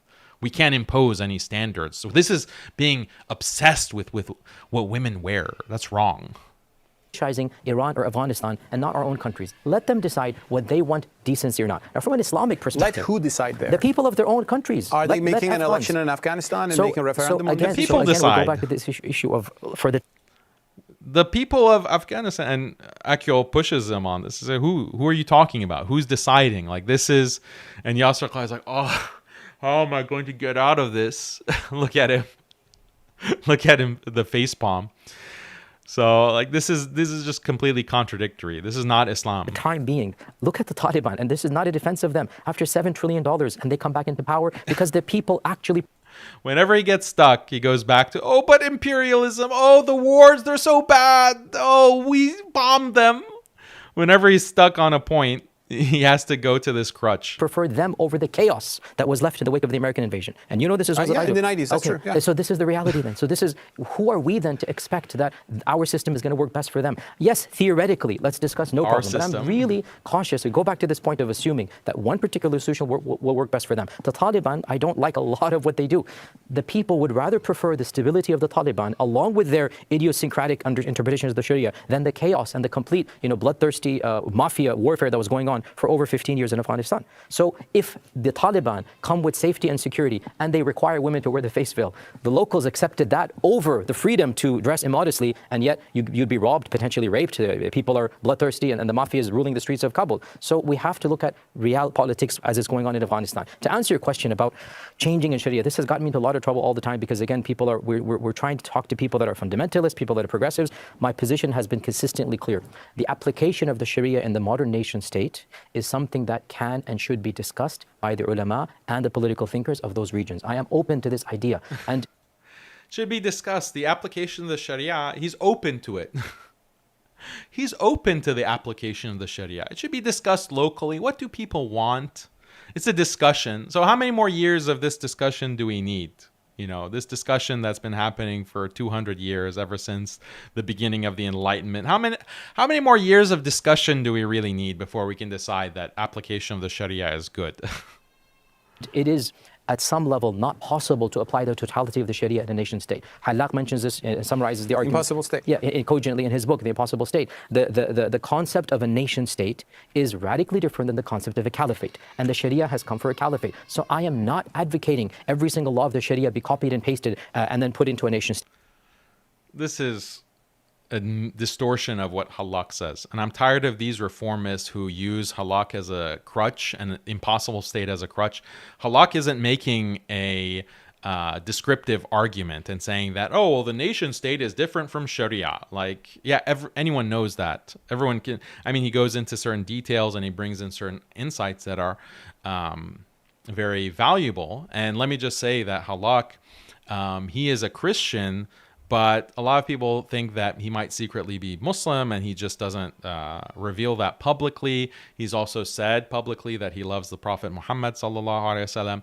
So I really admire Wael Halak, and may Allah guide him to Islam. And his work is not this kind of trash that Yasir Qadhi and other reformists depict it as. Wael Halak is actually an intellectual. He's brave enough to critique the modern nation state, to critique modernity. He says that this system is bad. He is a critic of modernity in the nation state. That's not what Yasir Qadhi is saying. He's not criticizing modernity in the nation state and saying like, well, the Sharia is not compatible with the nation state, therefore we need to abolish the nation state and create a better system that will accommodate the totality of the Sharia. Yasir Qadhi is too much of a coward to make a statement like that. He's not like Wael Halak. Wael Halak will say something like that and write something like that. But Yasir Qadhi and these other reformists, these faux intellectuals that they just want to name drop the impossible state, they're too cowardly and too stupid to make an argument against modernity in the nation state. And listen to what Yasir Qadhi says, because he says, okay, the nation state, you can't really apply the totality of the Sharia, but guess what? He's also against alternatives to the nation state, because he's constantly telling Muslims that don't think about the Khilafah. The Khilafah is not necessary. We don't have to establish the Khilafah. If someone wants to do it, okay, whatever, go do it. But this is not an obligation. This is what he's constantly saying. And maybe we'll have a deep dive on some of his Khilafah trash videos as well. So if you combine those things, that applying the totality of the Sharia is not possible in the nation state, and there is no alternative to the nation state, then Yasir Qadhi's position is that there's no possibility to apply the totality of the Sharia in our times. So what kind of demotivating message is that to Muslims? What kind of theologian, what kind of scholar are you? What kind of da'i are you?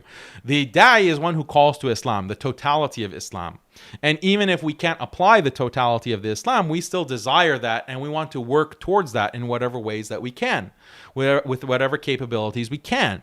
But everything he says is about demotivation, is about shooting down these imperatives, moral imperatives within Islam. So it really angers me, pisses me off when these low lives cite whale halak as if they even understand what halak is saying. State, I've never said that, but I am advocating local people who know their culture best, look at the Sharia, and then come to conclusions. Let me give you a simple, controversial, and yet practical example. Come to their own conclusions. Pornography and prostitution, right? In this country, prostitution is banned.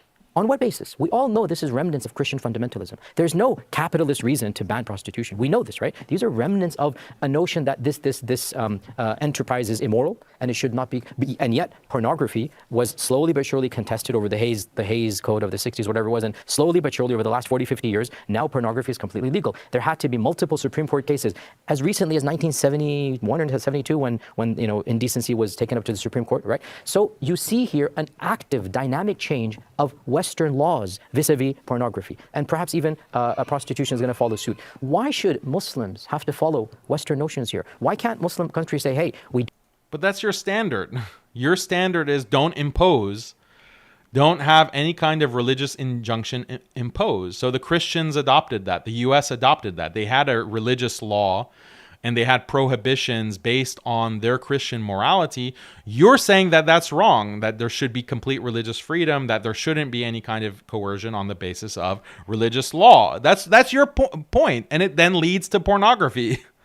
So this is very confusing that he can't get his arguments straight. Don't want public prosecution. Because I don't see them as Western notions. I mean, I think, for example, I see religious freedom based in Quranic verses like La ikrah fi din. There's no compulsion in religion. So they might have thrived more in the West. Actually, West was less free than Islam until a few years ago. La ikraha fi din means do whatever you want. La ikraha fi din means, there is no coercion, there is no... Islam has no requirements on people. There's no requirements when it comes to the rights of husband, rights of the wife, rights of children, rights of parents, rights of inheritance, rights in terms of your contracts, in terms of your oaths, rights and duties when it comes to all of these areas of life. There is no coercion. There's just la ikraha fi din. That's what la ikraha fi din means. Ago on many of those issues. The West was the place where they had Inquisition and Protestants and Catholics were slaughtering each other. We had more freedom than the West. John Locke himself quotes. John Locke himself refers to the Ottoman Empire. Early Enlightenment thinkers referred to the Ottoman Empire saying that, look, there are different churches and they're not forcing Christians to be Muslim. So I don't see this. I mean, this whole East-West, I understand the power dynamics there, but I do believe, if you leave that aside, there are universal human values, justice, freedom, peace as opposed to violence, oppression. Is nudity a universal human value? No, it's not. Okay, where'd you get that from? Human nature. I think most people, I believe in something there's called natural law, human fitra. So where do you get fitra from? It's religion. I agree with you. No, fitra precedes. Right, so why is there no support for imposing hijab then? Like, this is the contradiction of Yasir Qadhi. So he's speaking out both sides of his mouth. In one instance, he's talking about, no, we shouldn't fetishize what women wear, and it should, whatever they decide. On the other hand, he said, well, the fitrah says you need to cover, and there's decency. And so which is it? Like, this is contradictory. It's religion. How do you know the fitrah exists? But we know the existence of fitra. We know the existence of fitra because it is mentioned, but in the Quran, exactly. As a concept, we know. But even if there is no Quran, we would know what is right and wrong, because that's a theological debate. I believe in Husn al-Qubuh debate. I believe good and evil are rational. They are discernible by human reason. I also believe partially what you're saying, but this I know you're not Ash'ari, but this is contested, as you're aware. Yes, very much. And people outside the faith would disagree with you. That's exactly why I brought it. You're talking about tropes that we all agree with, freedom and justice. Fine, let's get to sexuality. Let's get to issues that are not as easily, definable when it comes to East versus West. I'll give you a very I'll give you all the conservative credentials on sexuality. I'm not trying to promote that. I ask you a specific question, Apostasy. No, I mean, if you look at Mustafa Akyol's record, he has been, he has argued in the past that Muslims need to accept homosexuality. So he's not like this kind of conservative when it comes to sexuality. And I'll share this.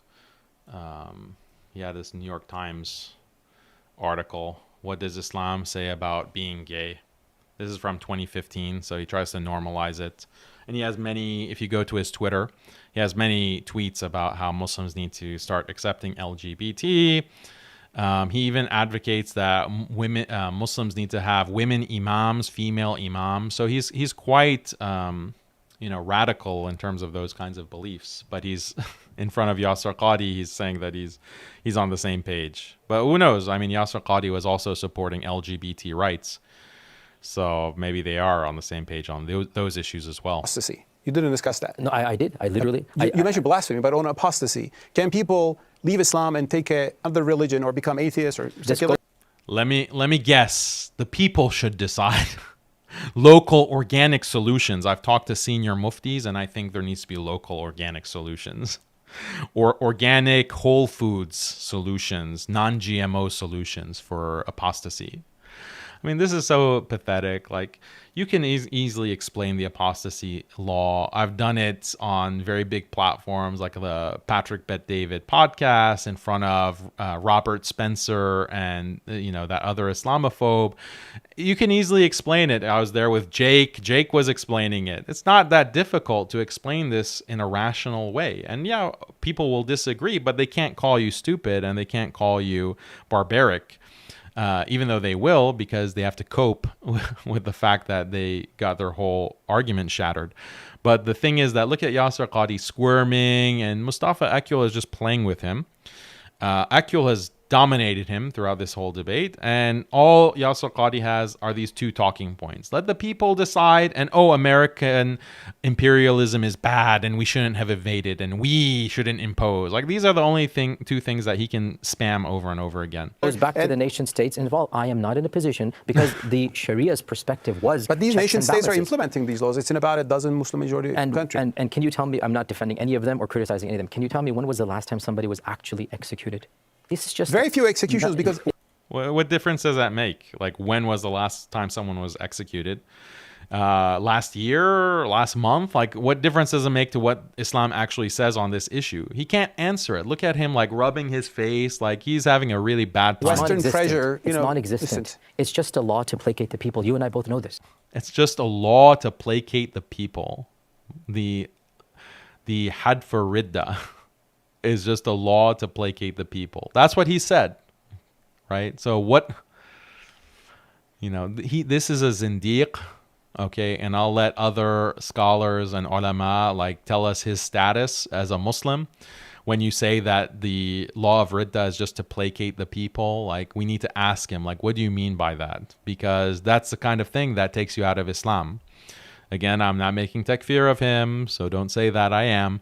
But if you're saying something that is either kufr or the neighbor right there next to kufr, this is very dangerous stuff that he is spewing. Why? And this is not the first time. Like, in that infamous quote when he says that we have bizarre and problematic things in all religious texts, like the Bible and all religious texts, including Islam. What prompted that answer? It was because someone asked him about apostasy punishment and blasphemy punishment. And he blasphemed and gave this heretical answer in response to this question. So after all these years, this moron still hasn't come up with a correct answer, an intelligible, cogent answer to this kind of question. And he's getting it over and over and over again. This is like a dereliction of duty. Like, how can you consider yourself a scholar, an imam? You're getting, who knows what kind of money this guy is pulling in, maybe millions over the years. And he can't even do the due diligence to develop and think about carefully, like, a response that he can give on these kinds of platforms. He just gets body slammed every single time. They just bring up apostasy and he folds and he crumbles like a rag doll. This is embarrassing. Like, you should be ashamed of yourself. You're squandering the wealth of the Muslim community, you charlatan. Okay, I want to shift to another point Sheikh Qadhi made. Mustafa, so we can look at political systems from a purely theoretical level, or we can look at them from a practical level of what actually works. Sheikh Yasir flipped a common narrative on its head that dictatorships don't let people flourish. He said, look at Iraq from the 60s to the 80s, look at Libya, countries that have had. There are countries, Iraq and Libya was mentioned, thanks to the oil money, civil war, and civil war as a peaceful. Do we relate to this? So on universal values, I want to get Sheikh Qadhi's thoughts on this, and then we can go to a break. So is there something like natural law in Islam, maybe what Ibn Rushd called unwritten laws? What's your response? So, of course, I agree with Mustafa's point that, of course, there are natural values. My point was the only way we know them is by religion. That's the whole point. And our founding fathers in this country were deists. And that's why they had this notion of God-given laws. You know, there's a God-given right of every human being to be treated in a decent manner. I agree with this, and that's why religion is important. The problem comes is that how do you convince those outside of a faith paradigm? Religion is important, let me give you guys. some controversial examples. Abortion is a classic example here, a classic example of faith and secular law inherently clashing.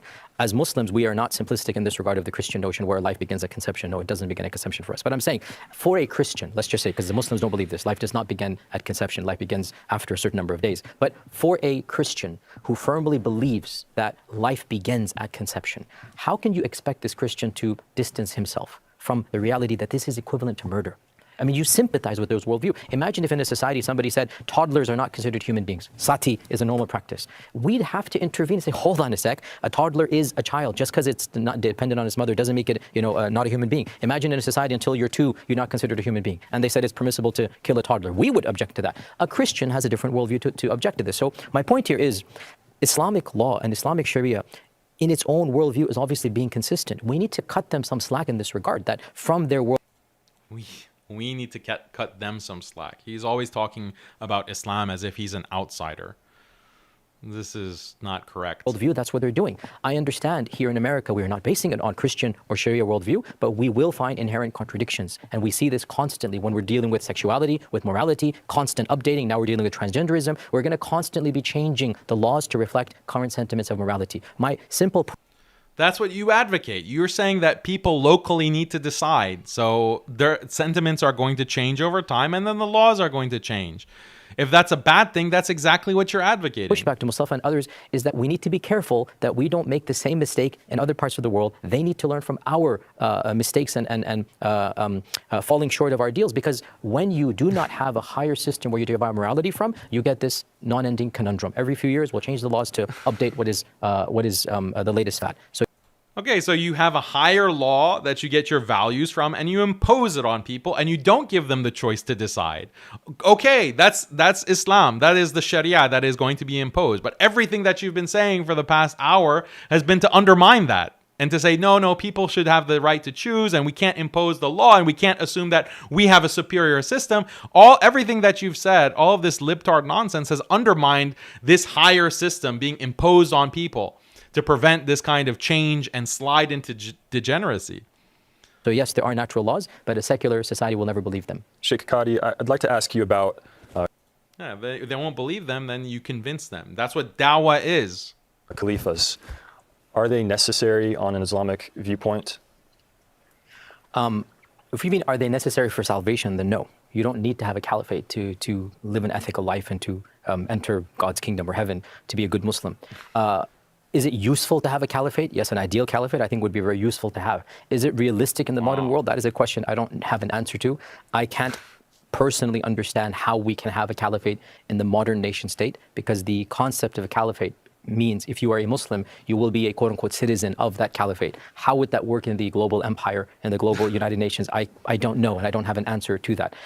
Wow, you can't even imagine it. Like, if you have a caliphate, then Muslims would be citizens. Like, how would that even work? Like, whoa, caliphate, Muslims, together, citizens, how? Oh, my mind is blown. I can't even conceive of this impossible 20-dimensional mind construct. It's just so bizarre and beyond our human ken. But I would like to say, before I hand it over to Mustafa, that one of the problems that we've had, forget the issue of caliphate, we haven't seen a viable, modern nation state try to come forth with a version of democracy that is based on Islamic values. we don't have an Islamic democracy in place. And I think that is a far more viable goal that we should be aiming for. Even for those that are advocating a caliphate, may I suggest, show us what a modern nation state would look like that is actually absorbing and imbibing the values of our faith and flourishing in the modern world. I think this is a more viable goal in the immediate interim. And may I also say, again, I don't always want to bring up... Right. How is that hard to imagine? Like, how is that hard to theorize? Like, you have and I'm very happy, Yasir Qadhi, if you disagree with me, let's debate this. Can we have an Islamic system? And you'll bring up these nonsense points. But how do we apply the jizya? How would we apply jizya? Like, how would we apply the hudud? And how would we... Okay, and then I'll turn around and tell you, okay, well, how do we apply marriage laws? How do we apply the laws of inheritance? How do we apply, laws regarding how to treat your parents or other family members, the law of transactions, mu'amalat? How do we apply any of those?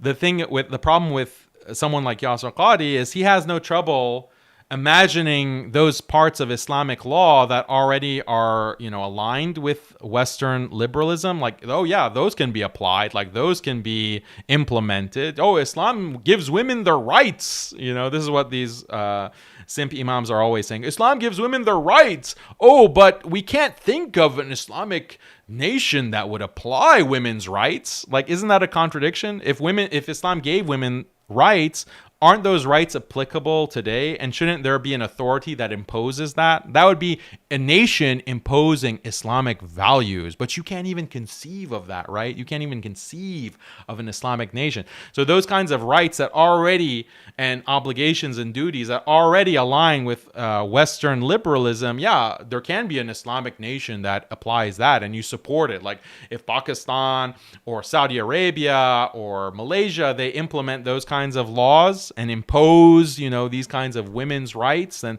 no problem with that. But if there's something that contradicts Western liberalism in Islam that is imposed, I can't conceive of it. Like, how is that even possible? This is very transparently Western devotion. Being devoted and having this allegiance to Western liberalism. The reality of Western hegemonic forces. But once again, I'm sorry to be awkward here, but one of the reasons why we haven't seen a viable nation state that is faithful to Islam is that when such nation states have attempted to bring in Islamist governments, it's our countries and the superpowers that have intervened, most recently in Egypt, once again. So if we were to see a modern country that is trying its best to give a interpretation of Islamic law in light of the modern world, that could be a role model example. I think it would actually help assuage many of the misunderstandings and stereotypes people have of our faith tradition. But what we've seen is that when such a nation state begins to arise, when parties that are quote-unquote Islamist in nature seem to be overwhelmingly popular amongst the masses, there seems to be a knee-jerk reaction to do surreptitious coups, to get involved and get the military involved. Well, you're even saying that it's not conceivable, and you just denied the possibility of having an Islamic nation run by Islamic law. Like, you denied that that's even possible. So if there's coups happening, like, that's no loss according to your standard. You don't even think that there was a legitimate Islamic nation that was being established. And the fact of the matter is, we don't want democracies in these countries, we meaning our own country. We'd rather prefer dictatorships that are servile unto us. And I think there is a level of hypocrisy that needs to be pointed out before, again, going back to the issue of caliphate. But yeah, your thoughts on that caliphate, Mustafa? Well, I agree a lot with Sheikh Yasir on these remarks. I'll just add a few things. I'm from Istanbul. I feel Ottoman, so there are things about the caliphate that I admire and respect. I think that, but I see the caliphate not as a religious obligation on Muslims at every age. I see. Like, it's funny how Akyol has said more positive things about the caliphate than Yasir Qadhi did. That's a funny irony. This as a part of the history of Muslims. This goes back to a discussion about what in our tradition is really religious, what is really historical. And I know, the classical understanding of the Sunni ulama, with exceptions, was the caliphate is an obligation on Muslims. Not maybe every individual Muslim, but as a community, Muslims should live under a caliphate that enforces the Sharia. I would say, well, if I lived at the time. Also, another irony, Akyol actually mentions the position of ulama. He actually says what ulama traditionally have held. That's way more than Yasir Qadhi. has done. Yasir Qadhi couldn't even do that. Like, he's supposed to be this theologian and the scholar. He can't even represent, even if he ultimately says, I don't agree, he couldn't even express what the ulama of Islam actually said about the caliphate. We have to rely on Akyol, the guy who is like advocating for female imams and the acceptance of homosexuality in Islam. We have to rely on him to tell us the traditional position on the caliphate. I would exactly think like that, because what are the options? I mean, What are the alternatives? Yeah. Crusaders coming and slaughtering you, Mongols coming and slaughtering you. Classical Muslims could not imagine a political system which is not governed by Islamic law, which doesn't have a Muslim head of state, but in which they can be safe and which they can practice their religion freely. This never happened before. So that's why we are in a new environment, and politics is an evolving thing in human history. So that's why I believe in new ideas. Now, in Islam, this is still being discussed, whether the caliphate is an obligation, whether it's a very important primary obligation today. I mean, the groups there are groups who are focused on this. I know Sheikh Yasir is not from that perspective, and I think I understand and respect his pragmatism and level-headedness there. I would take another step. I would say I agree with scholars like Mehmet Said Bey from Turkey in the 1920s, which is less known, I think, but Ali Abdel Razik from Egypt is better known in the West and in the Muslim world. They both argued that caliphate is a part of the history of Muslims, but it's not a part of religion. Abdel Razik has this beautiful quote, Islam is a religion, not a state, a message, not a government. I agree with that perspective. That's why I believe if Islam itself is not a state model, Muslims can engage with different state models. They did. I mean, the idea of having a dynasty was not Islamic, but Muslims had this for 13 centuries. I mean, a caliphate that passes from father to son, this was not Islamic, but Muslims accepted the norms of the time and lived with that. I think in the modern world, we can, if there are better norms, there are better political systems, we can engage with those. That's why I believe in ideas of political liberalism and democracy are valuable.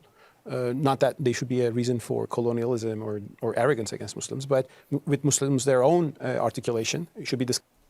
So look at what he's saying. Like, Muslims had these dynasties, they had these different models that diverged from the ideal of the caliphate, and Muslims were okay with that. This is false, because the ulama of those times held the line, and they said, well, despite the political reality around us, we know what the ideal is. The ideal is the caliphate.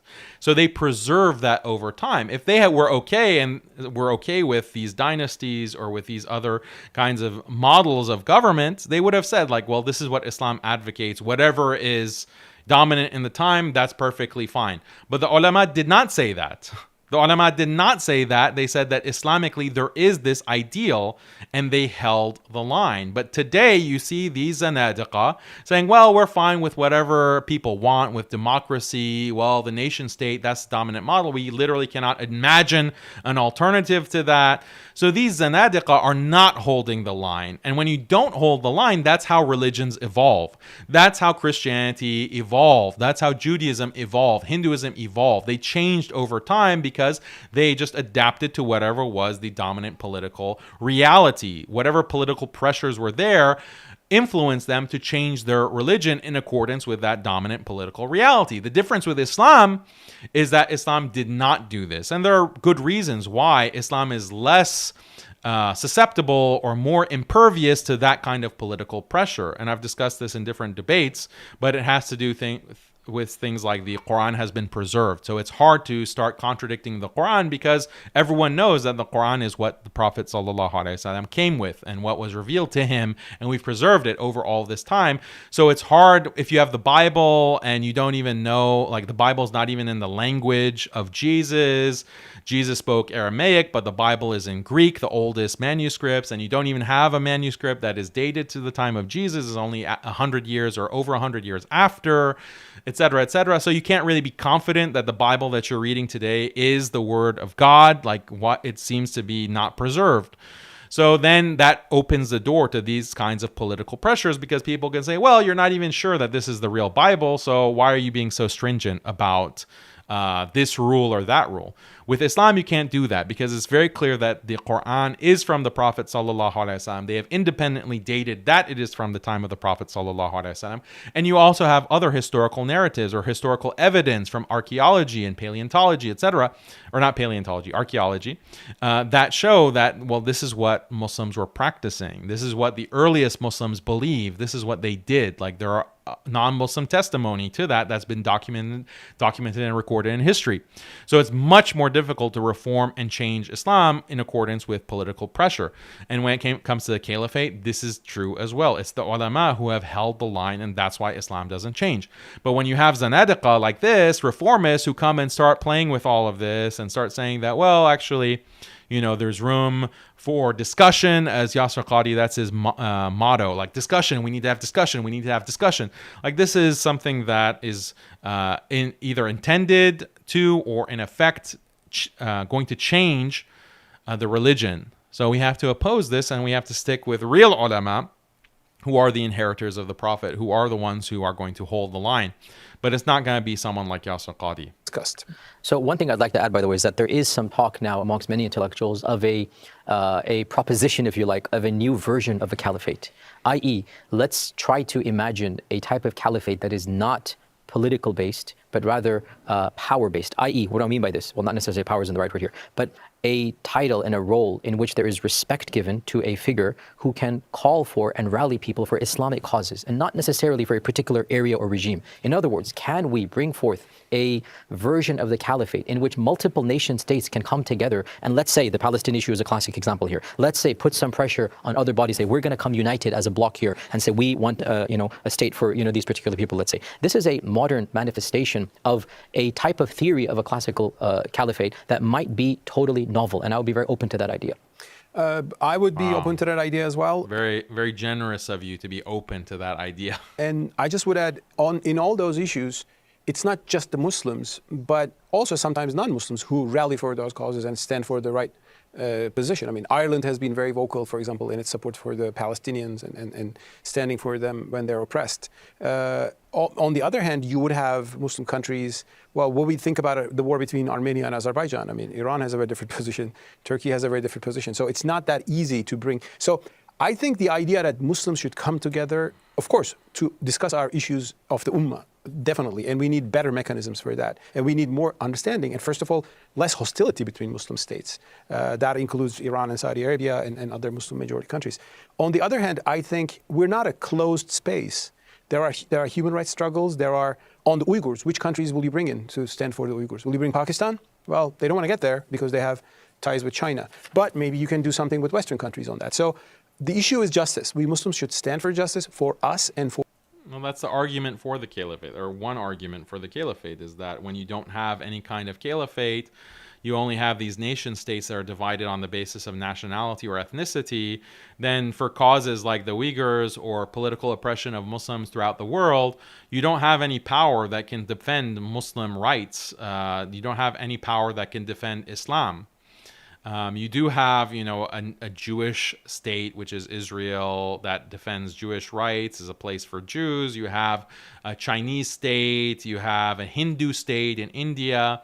But you can't have an Islamic Muslim nation or a Muslim state, Islamic state or caliphate. You can't have that. Why in the modern world? So he's articulating exactly why we need a caliphate. For other people. And that can come through different mechanisms between Muslims and other countries and NGOs, of course, as well. So when Muslims are oppressed and they're being genocided, we need to rely on Western powers and NGOs. NGOs are going to really stop the genocide. That's really heartwarming. Really gives us confidence. Good. So I want to shift to another question now, and that is, on what basis do you think a government should make something legal versus illegal? Mustafa, I know you've before defended a distinction between sins and crimes. The latter, the former, referring to a violation of an individual's responsibility to God, whereas the latter is a violation of an individual's responsibility to other individuals. I'd like to hear Sheikh Qadhi's thoughts on that distinction. Is that a valid distinction? In your view, should the government be treating all sins as crimes, or should the government also allow some things that are morally wrong be legal? So, once again, we have to be pragmatic. I'm always like to bring in this reality. We can't expect all governments to be exactly the same. People are themselves living different types of lives. And so, for example, in this country, alcohol was banned for, was it 6 years or 5 years? It was banned in the 19th and 21st Amendment here. Why was it banned? Well, there were moral arguments. Demoralizing, that's the word that I was using. Yasir Qadhi is demoralizing Muslims. You know, Muslims have this pride that we have the Sharia, we have this legislation from Allah, this guidance, and this is the light of the world represented in the Quran and Sunnah, contained in the Quran and Sunnah. We have this pride. Yasir Qadhi comes along and says, well, we can't really impose, like, one, who knows? Like, there's no one can say they're superior to anyone else. Their values are superior to anyone else. And there's, people need to decide. Like, this is demoralizing the ummah. Arguments given, and there were religious arguments, and there were social arguments given. All of them came together. They weren't distinct from one another. In a Muslim country, should we allow easy access to alcohol? I would hope not. Why not? Why should they have easy access to alcohol? So in a Muslim majority country, look how he talks about banning alcohol. Like, just look at the language that he uses. We should take into account public sentiment that is stemming from broad morality, that is itself stemming from religion. There's nothing wrong with that. Why should we demonize a Muslim country for taking its values and saying, hey, now the counter argument would be, and Mustafa has brought this, not for alcohol but for other things, oh, but then you're forcing morality on people and God doesn't like forced morality. The response is very easy. Well, personal piety is one thing, public order is another. And I agree with you 100% that in a personal life, in a personal paradigm, if you are forced to do a good deed, that is not a good deed in the eyes of God. But you are neglecting the public morality aspect here. So if you're forced to treat your wife well, that's not, or treat her according to her rights, that's not a good deed. You can't force men to treat their wives well. You can't force fathers to treat their daughters well. Don't force it. Then it's not a good deed. So if somebody wants to drink and he can't find access to drinking because of the government, and you're like, this isn't morality in the eyes of God, I agree with you. The man is sinful for wanting to drink. But at the same time, I don't want ease of access, for alcoholic drinks for my teenagers, for society. And I think it is healthy and the lesser of two evils. By the way, in the prohibition, one of the reasons given to lift the prohibition is when you ban alcohol, then you force people to bootleg it, and the bootlegged alcohol is more dangerous than real alcohol, right? Bootlegged alcohol, you're going to die from the intoxication, whatever it might be. Which happens in Iran, right? The response to that is, and again, being very pragmatic and mathematical, the number of people who are harmed by bootleg alcohol is much less than the entire society's harm by allowing the public consumption of alcohol. The cancer rates, the liver issues, the drunk drivers, the entire negatives that come from just flooding the market with alcohol, that is far bigger of a negative than the negatives that come when you ban it, and then the things that happen behind the scenes here. The same paradigm can be applied for prostitution, for immorality, for all the other crimes that the Sharia considers to be immoral, because in the end of the day, this distinction between immorality and between public disorder doesn't exist in the Sharia. That which is immoral, that which is a sin in the eyes of God, is not healthy for society. So I don't want enforcement at the individual level, but I do want a public. Don't enforce it on an individual level. Don't force, people to abide by their contracts. Don't force people to, respect the rights of women, their wives, their mothers. Don't force inheritance. Oh, but we will enforce monogamy. You cannot marry multiple wives. We will enforce that. And we will enforce a minimum age of marriage, 18 and no younger. Actually, 22, because she has to finish college before she can get married and be a strong, independent woman. So we will enforce a minimum age. But everything else in the Sharia, no. We don't enforce that. Like sentiment that is reflected in the values. Now, what that is will vary. And so, let's just give a simple example. Suppose a society is immersed in alcohol, a Muslim society, and a government comes to power. They cannot ban alcohol overnight. They can't. But should they not try to work their way slowly but surely via preachers, via public awareness, via campaigns about the dangers? I would say yes, a government should do that until eventually a critical mass is achieved where the public sentiment says, yes, let's ban the sale of alcohol for all of our goods. This is my. If, the public decides, they vote on it, then we can ban alcohol. Forget about what Islam says. Forget about what the Sharia says. Forget what the madhahib say and the schools of thought of Islam. Forget about all that. The had found in the Sunnah for drinking. Forget about all that. We need to preach, and maybe over time the public will accept it. This is how he talks about the hudud of Allah, and I mean hudud in the broader sense, the limits that are set by Allah. This is how he thinks about it. This is not like the psychology of a Muslim. Again, I'm not doing takfir because unfortunately many Muslims have been deluded and they have internalized secularism and liberalism, but this is like a transformed psychology. And I understand, like, you're debating non-Muslims. They don't share the same psychology. They don't share the same assumptions. But you have to communicate in a way that's principled and true to the deen. And then you can also give elaboration and explanation to help the non-Muslim understand the wisdom and the guidance and the superiority of Islam. That is the art and the science of dawah. That is the art and the science of effective communication with non-Muslims. That is what you have to strive for and study and train yourself in. But the way that he's doing it is he's just adopting the psychology, the presumptions, all of the non-Muslim presuppositions. He's just adopting it and speaking as if that's his world, his paradigm, as he keeps using that word. That's his paradigm. He's saying we invaded, we colonized, our constitution, our laws, and their Sharia. Like, that's how he's talking, and it kind of betrays his internalized secularism. So this is unfortunate. This is unfortunate that, some of our most popular imams and preachers, they make these types of inexcusable mistakes. And we should be very harsh in calling this out. And the thing about my harshness is that I was gentle. I did gently point this out to Yasir Qadhi personally many years ago. I've given him these points. We have discussed this privately. And then he didn't listen, obviously. He didn't take that. So then I call him out publicly, but again, in a very gentle way. He doesn't listen to that. Instead, he calls me a neophyte. He calls me a barking dog. And then, so fine. I have to be more insistent. And when you're more insistent, then you have to be harsher. You have to be harsher because they're not relenting. They're not relenting to the point. So, and this is the method of enjoining good and forbidding evil in Islam. And you have in Ihya Ulum ad-Din, for example, of Imam al-Ghazali, he mentions that when you are correcting someone, you go through this kind of step-by-step process. You're not harsh at first, but then you have to become harsh and even insulting at a certain point. This is what Imam al-Ghazali says, rahimahullah, that this is a progression that you go through when you're trying to correct someone, because the damage that he's doing is not only to himself, he's doing damage to the entire ummah. We can't just sit idly by and let him spew this nonsense and pretend like he's an Islamic scholar and he represents normative Islam and orthodoxy. That is a crime for us to allow that to take place. And it's fard, like it's an obligation for him to be called out. It's fard kifaya. Someone in the community has to do it. So if someone else wants to do that and watch this boring quote unquote debate for an hour, I'm sitting here, I'm getting a headache, sitting under these lights, stewing.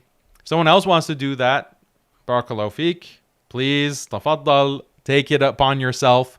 Someone who is, actual scholar, someone who's knowledgeable, more knowledgeable than me, please, tafaddal, do that. But until you step up, then there has to be someone who is going to call out this clown.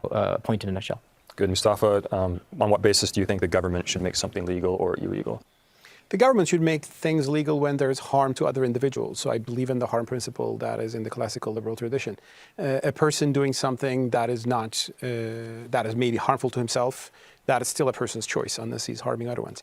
Now, on this alcohol issue, I think differently than Sheikh Yasir Qadhi. I mean, Iran has been banning alcohol for, of course, since the beginning of the Islamic Republic. Bootleg alcohol is a problem there. People die out of it. A lot of people drink secretly at home. So there's a lot of hypocrisy in society. Iran raised those. People have been punished for alcohol. I'll give you another example. I'm from Turkey. Turkey is a Muslim majority country, quite observant in many ways. Like 70, 80% of the people fast in Ramadan. Alcohol is free in Turkey since the Republic, actually in late Ottoman times too. By the way, we shouldn't forget that in Sharia, well, Sharia is applicable for Muslims, but Christians are not subject to it. So in the Ottoman Empire, Ottomans realized that, well, it's their religion which allows them to drink alcohol. So Christians could drink alcohol. So the idea that you should ban alcohol in a whole land is restricted. Yeah.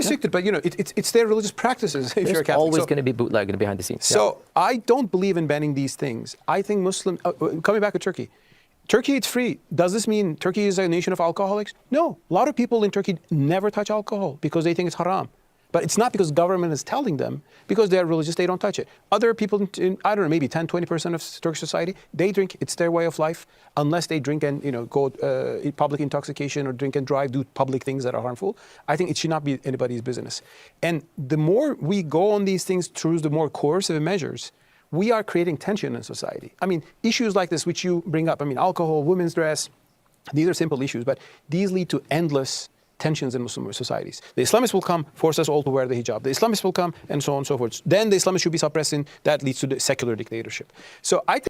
Yeah, it's only tension because you have these Western powers that are influencing the Muslim populations. So Muslim populations are adopting these Western standards that have been glamorized through Hollywood that they consume, and now social media, they're consuming these Western moral standards, and then there's tension when you try to say, well, this is Islam.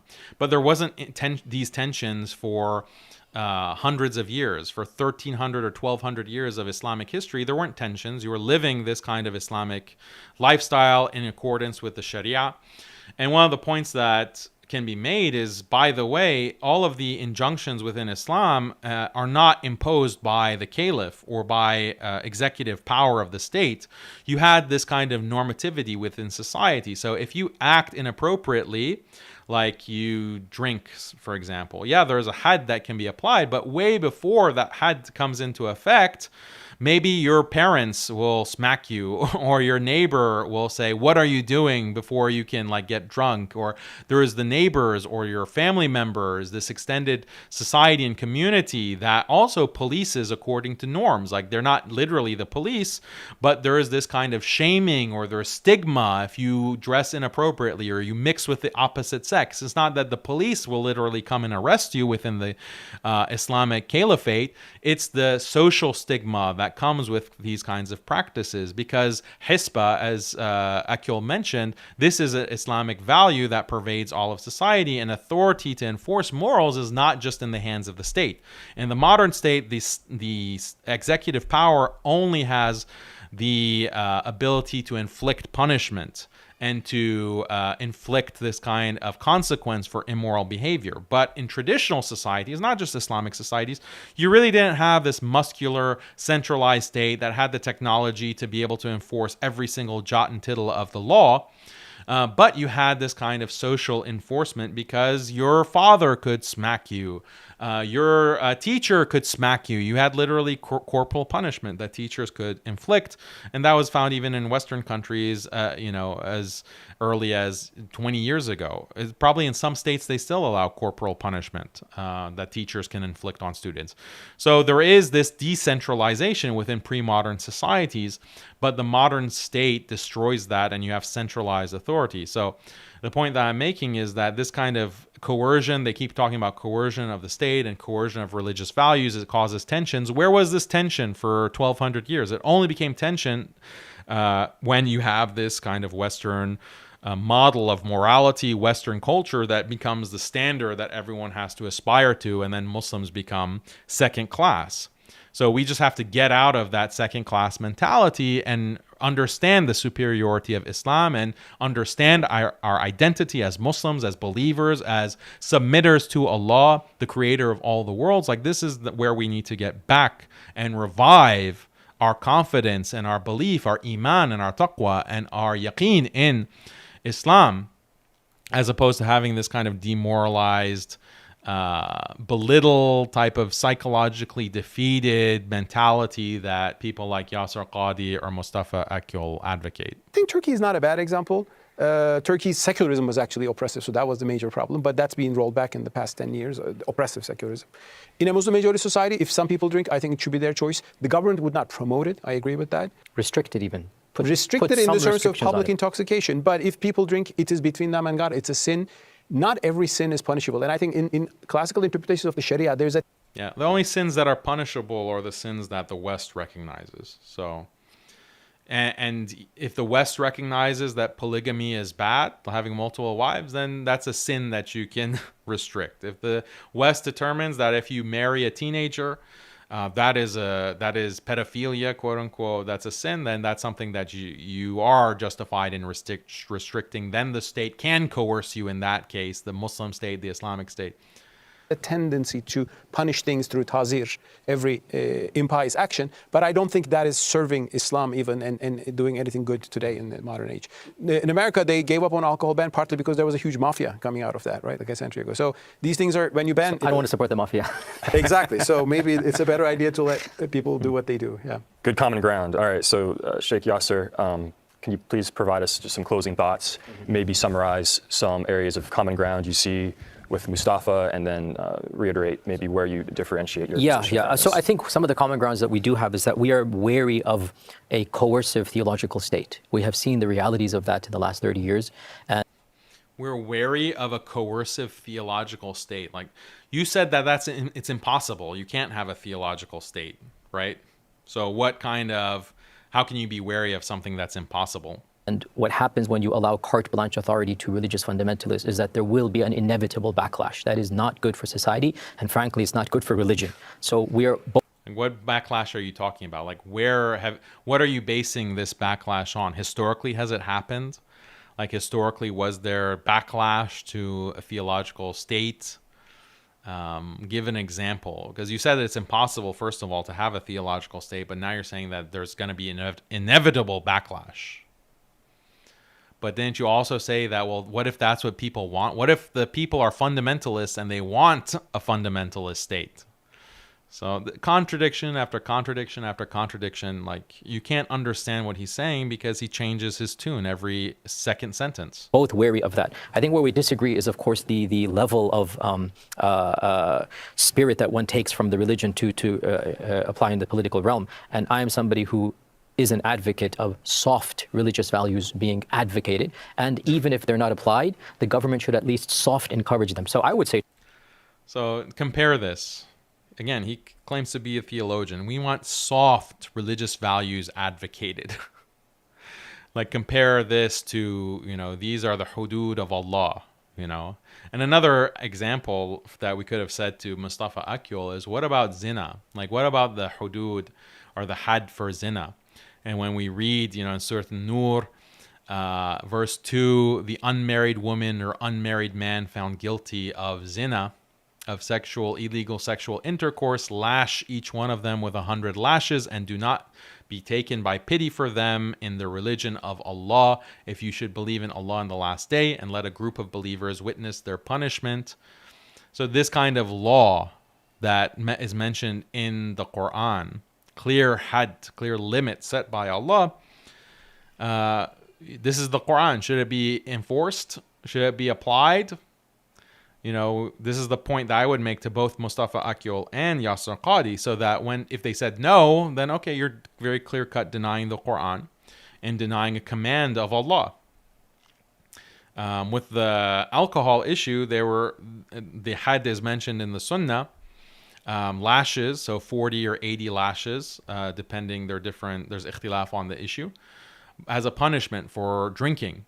So this is a had also that they denied. Like they said, well, it shouldn't be really enforced, and we should just have maximum soft encouragement. Like that's the debate between soft encouragement. That's what Yasir Qadhi says. Like, oh, soft, like try to limit it and just preach against it. We can't obviously ban it outright.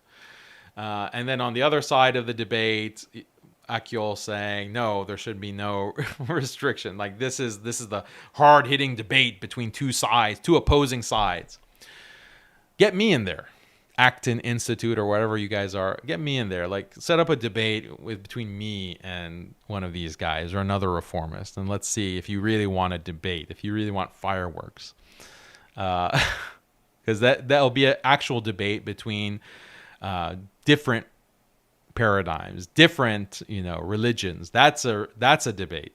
Now it's just like 2 or 3 liberals here having a nice little discussion about how far they want to go. Ooh, he is such a conservative. He wants the soft advocacy against alcohol. Like, please, don't drink. Could you do that? It's not good. I know, it's alcohol and people like to drink, but could you not? Like that's Yasir Qadhi's understanding of Islamic values in government. Because that was the original question, remember? Like, to what extent should government have these religious values? And this is the extent that Yasir Qadhi wants to go. So let's get a real debate. Let's get a real debate. Bring me in there. Turkey is an example of this, where the government is clearly, trying to bring about a positive image of the Islamic tradition by its, even its television shows, for example, right? Yeah, I mean, this is a soft morality boost, which I think I'm generally happy at, even though I don't like the historical inaccuracies of the. That's Islamic government. Islamic government, according to Islam, is, you need to have TV shows.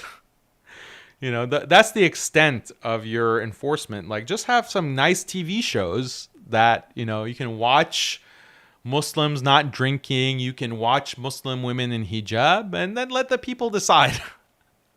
Like, this is the Islamic ideal, according to Yasir Qadhi. Or this is what we need. This is all that we can really strive for.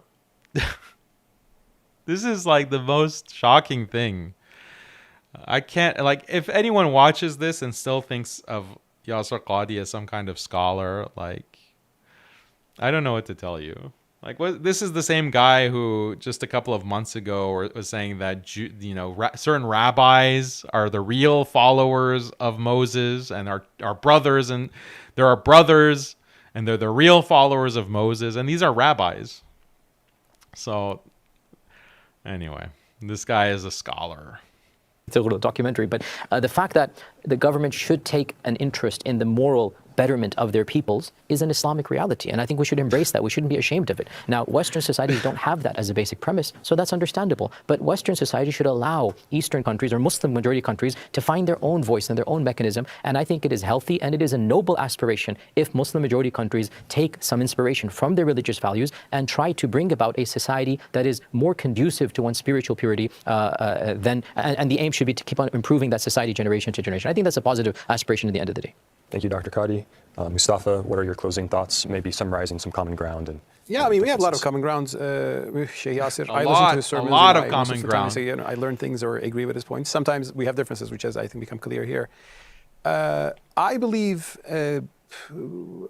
like, they can't allow a debate with, like, a real advocate of Islamic law and a real advocate of the caliphate. Like, Yasir Qadhi cannot debate a real advocate of these things, and Akyol cannot debate a real advocate of these things. Like, they have to have this kind of safe environment where they already agree on 99% of things and they just quibble about the details. Like, that's the only kind of debate that can actually happen with these cowards.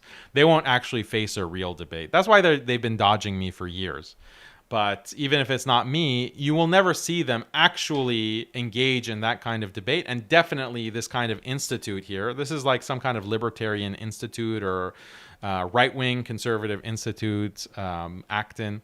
I didn't do too much research on it, but they're not going to have like a real debate that questions the presumptions or the assumptions of liberalism itself. Like, they can't tolerate that kind of debate. So they have to give this kind of fake debate and pretend like, oh, it's a free marketplace of ideas.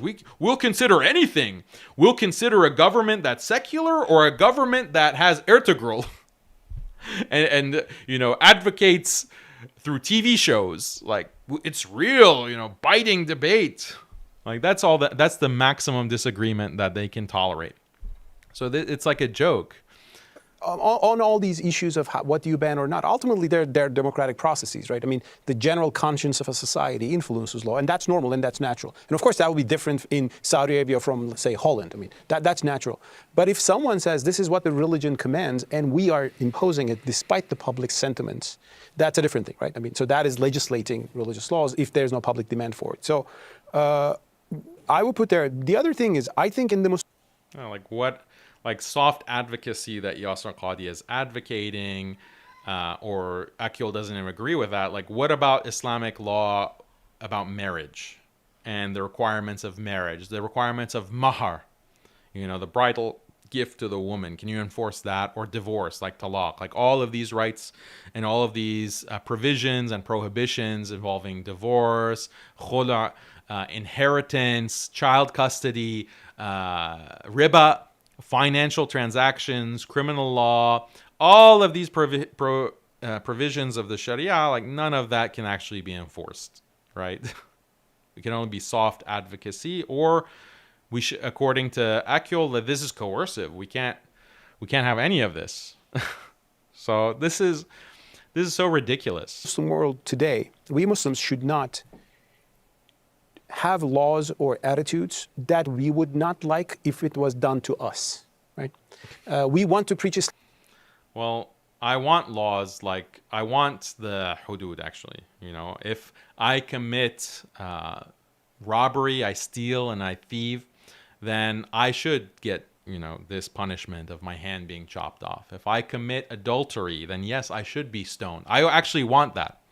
I want that. If I commit apostasy, I want there to be capital punishment. If I commit blasphemy, I want there to be capital punishment. So according to the golden rule, I'm also fine with that being applied. You know, this is the emptiness and the vacuousness of the golden rule. But if you're a libtard, libertarian, then this is, you can't think beyond these, what do they call them? These simplistic catchphrases. Islam to the whole world and give dawah. You know, that's great. I mean, we want to give, Muslims are free to distribute the Qurans, Islamic books, open mosques everywhere. That's wonderful. It's good that we have these freedoms. When we don't have those freedoms, like in China, like in India, we have to stand up against those. But then we should also respect non-Muslims having similar freedoms in Muslim majority countries. And I think if we have laws against those, which we do, I think we should reform those. This is not accepting Western hegemony, which a lot of people tend to think like that. I think this is about being principled. If freedom is a good value that we appreciate and we conscientiously you have to be principled about atheistic secularism. Build your principles on that. Like, that's basically what he's advocating. I mean, the reality is that Islam does give a certain measure of freedom to people. It's not like Islam is against freedom. It's just against this absolute freedom that's advocated within liberalism, and it's against, you know, where liberalism draws the line on certain freedoms. That's where the disagreement is. But as Muslims, we need to advocate where Islam draws the line, not try to move the line in order to accommodate where atheists and secularists say the line should be. And that's what Yasir Qadhi and Mustafa Akyol are saying. I agree that in the Sharia, actually, there is certain freedoms that different religions have. You have the freedom to, as a Christian or a Jew, to teach your children your religion under an Islamic state. You have certain rights, like you have the right to be protected. You have the right that a Muslim doesn't come and steal your property. You have the right that your your family law will be respected as a Christian or a Jew. That's actually more accommodating of these religions than secularism, because secularism says that, well, Christianity, your laws are inapplicable. Judaism, your laws are inapplicable. You have to abide by the secular law, regardless of what your religion says. And when it comes to teaching children as well, like, you can't teach your children that homosexuality is wrong. You can't teach your children that sex outside of marriage is wrong. You can't teach your children that one religion is correct. Countries like Germany, secular countries, have banned this type of instruction because they make a secular argument that these types of teachings impose and violate the rights of children. So these secular countries are actually more restrictive of the freedoms of Christians and Jews than an Islamic Sharia state or a caliphate would be. Because a caliphate gives Jews and Christians the right to teach your children your religious values and your principles, etc. You can expect someone like Akyol to appreciate these points, and definitely not Yasir Qadhi. Understand, we should also think about appreciating freedom in where we are the majority. And Muslims who think that we should suffocate freedom because we have to preserve morality, or we should kind of suppress freedom, it is good for religion, they're not even achieving what they want. I mean, what has Iran achieved in the past 40 years? By imposing Islam on a society, they made the society even more secular than before. A lot of Iranians have given up on Islam. Some converted to Christianity. You maybe see Iranian diaspora. All right. If you want to use Iran as an example of how conservatism eventually leads to secularism, what about Afghanistan? Has the Taliban's imposition and fundamentalism, quote unquote, has that led to less religiosity amongst Afghans? And then if you want to look at, have this laissez-faire attitude and religious freedom, well, that leads to atheism as well, because these Western countries are becoming increasingly atheist or agnostic So it doesn't matter if you are hardline religious theocracy or you are laissez-faire secular democracy, you're still getting to this same point of a loss in religious values and a loss of religious commitment. So this is a very stupid argument from secularists in the West, which some of them tend to be very anti-Islamic. Well, this is what happens when you create a so-called Islamic regime that is imposing on people authoritarianism and religious coercion. Okay, that is quite enough. I have enough of a headache, and that was the end of the debate, pretty much. So anyway, I hope you enjoyed the analysis and the commentary. If you like this type of analysis, this long-form, 2-hour plus type of show, leave a comment. Tell me that you like it. Did you agree or disagree with what I had to say about the debate? Comment. I think that Yasir Qadhi completely lost this debate. He was manhandled by Akyol, but that's not saying much because Akyol just gave the standard libtard arguments over and over again. And Yasir Qadhi, the fact that he couldn't respond to these things shows his caliber as a intellectual or as a scholar. And I go back to the same question that I asked at the beginning. Did Yasir Qadhi clarify the role of religion in government? Did you feel like you learned anything about that or what Islam has to say about that by listening to Yasir Qadhi? Yes or no? Let me know in the comments. So may Allah protect all of us. It's very scary to see someone like Yasir Qadhi, who has that religious background and that religious education, become this mess that he is now. May Allah protect us. May Allah guide him. May Allah guide us. We sincerely have that desire for Yasir Qadhi and for everyone.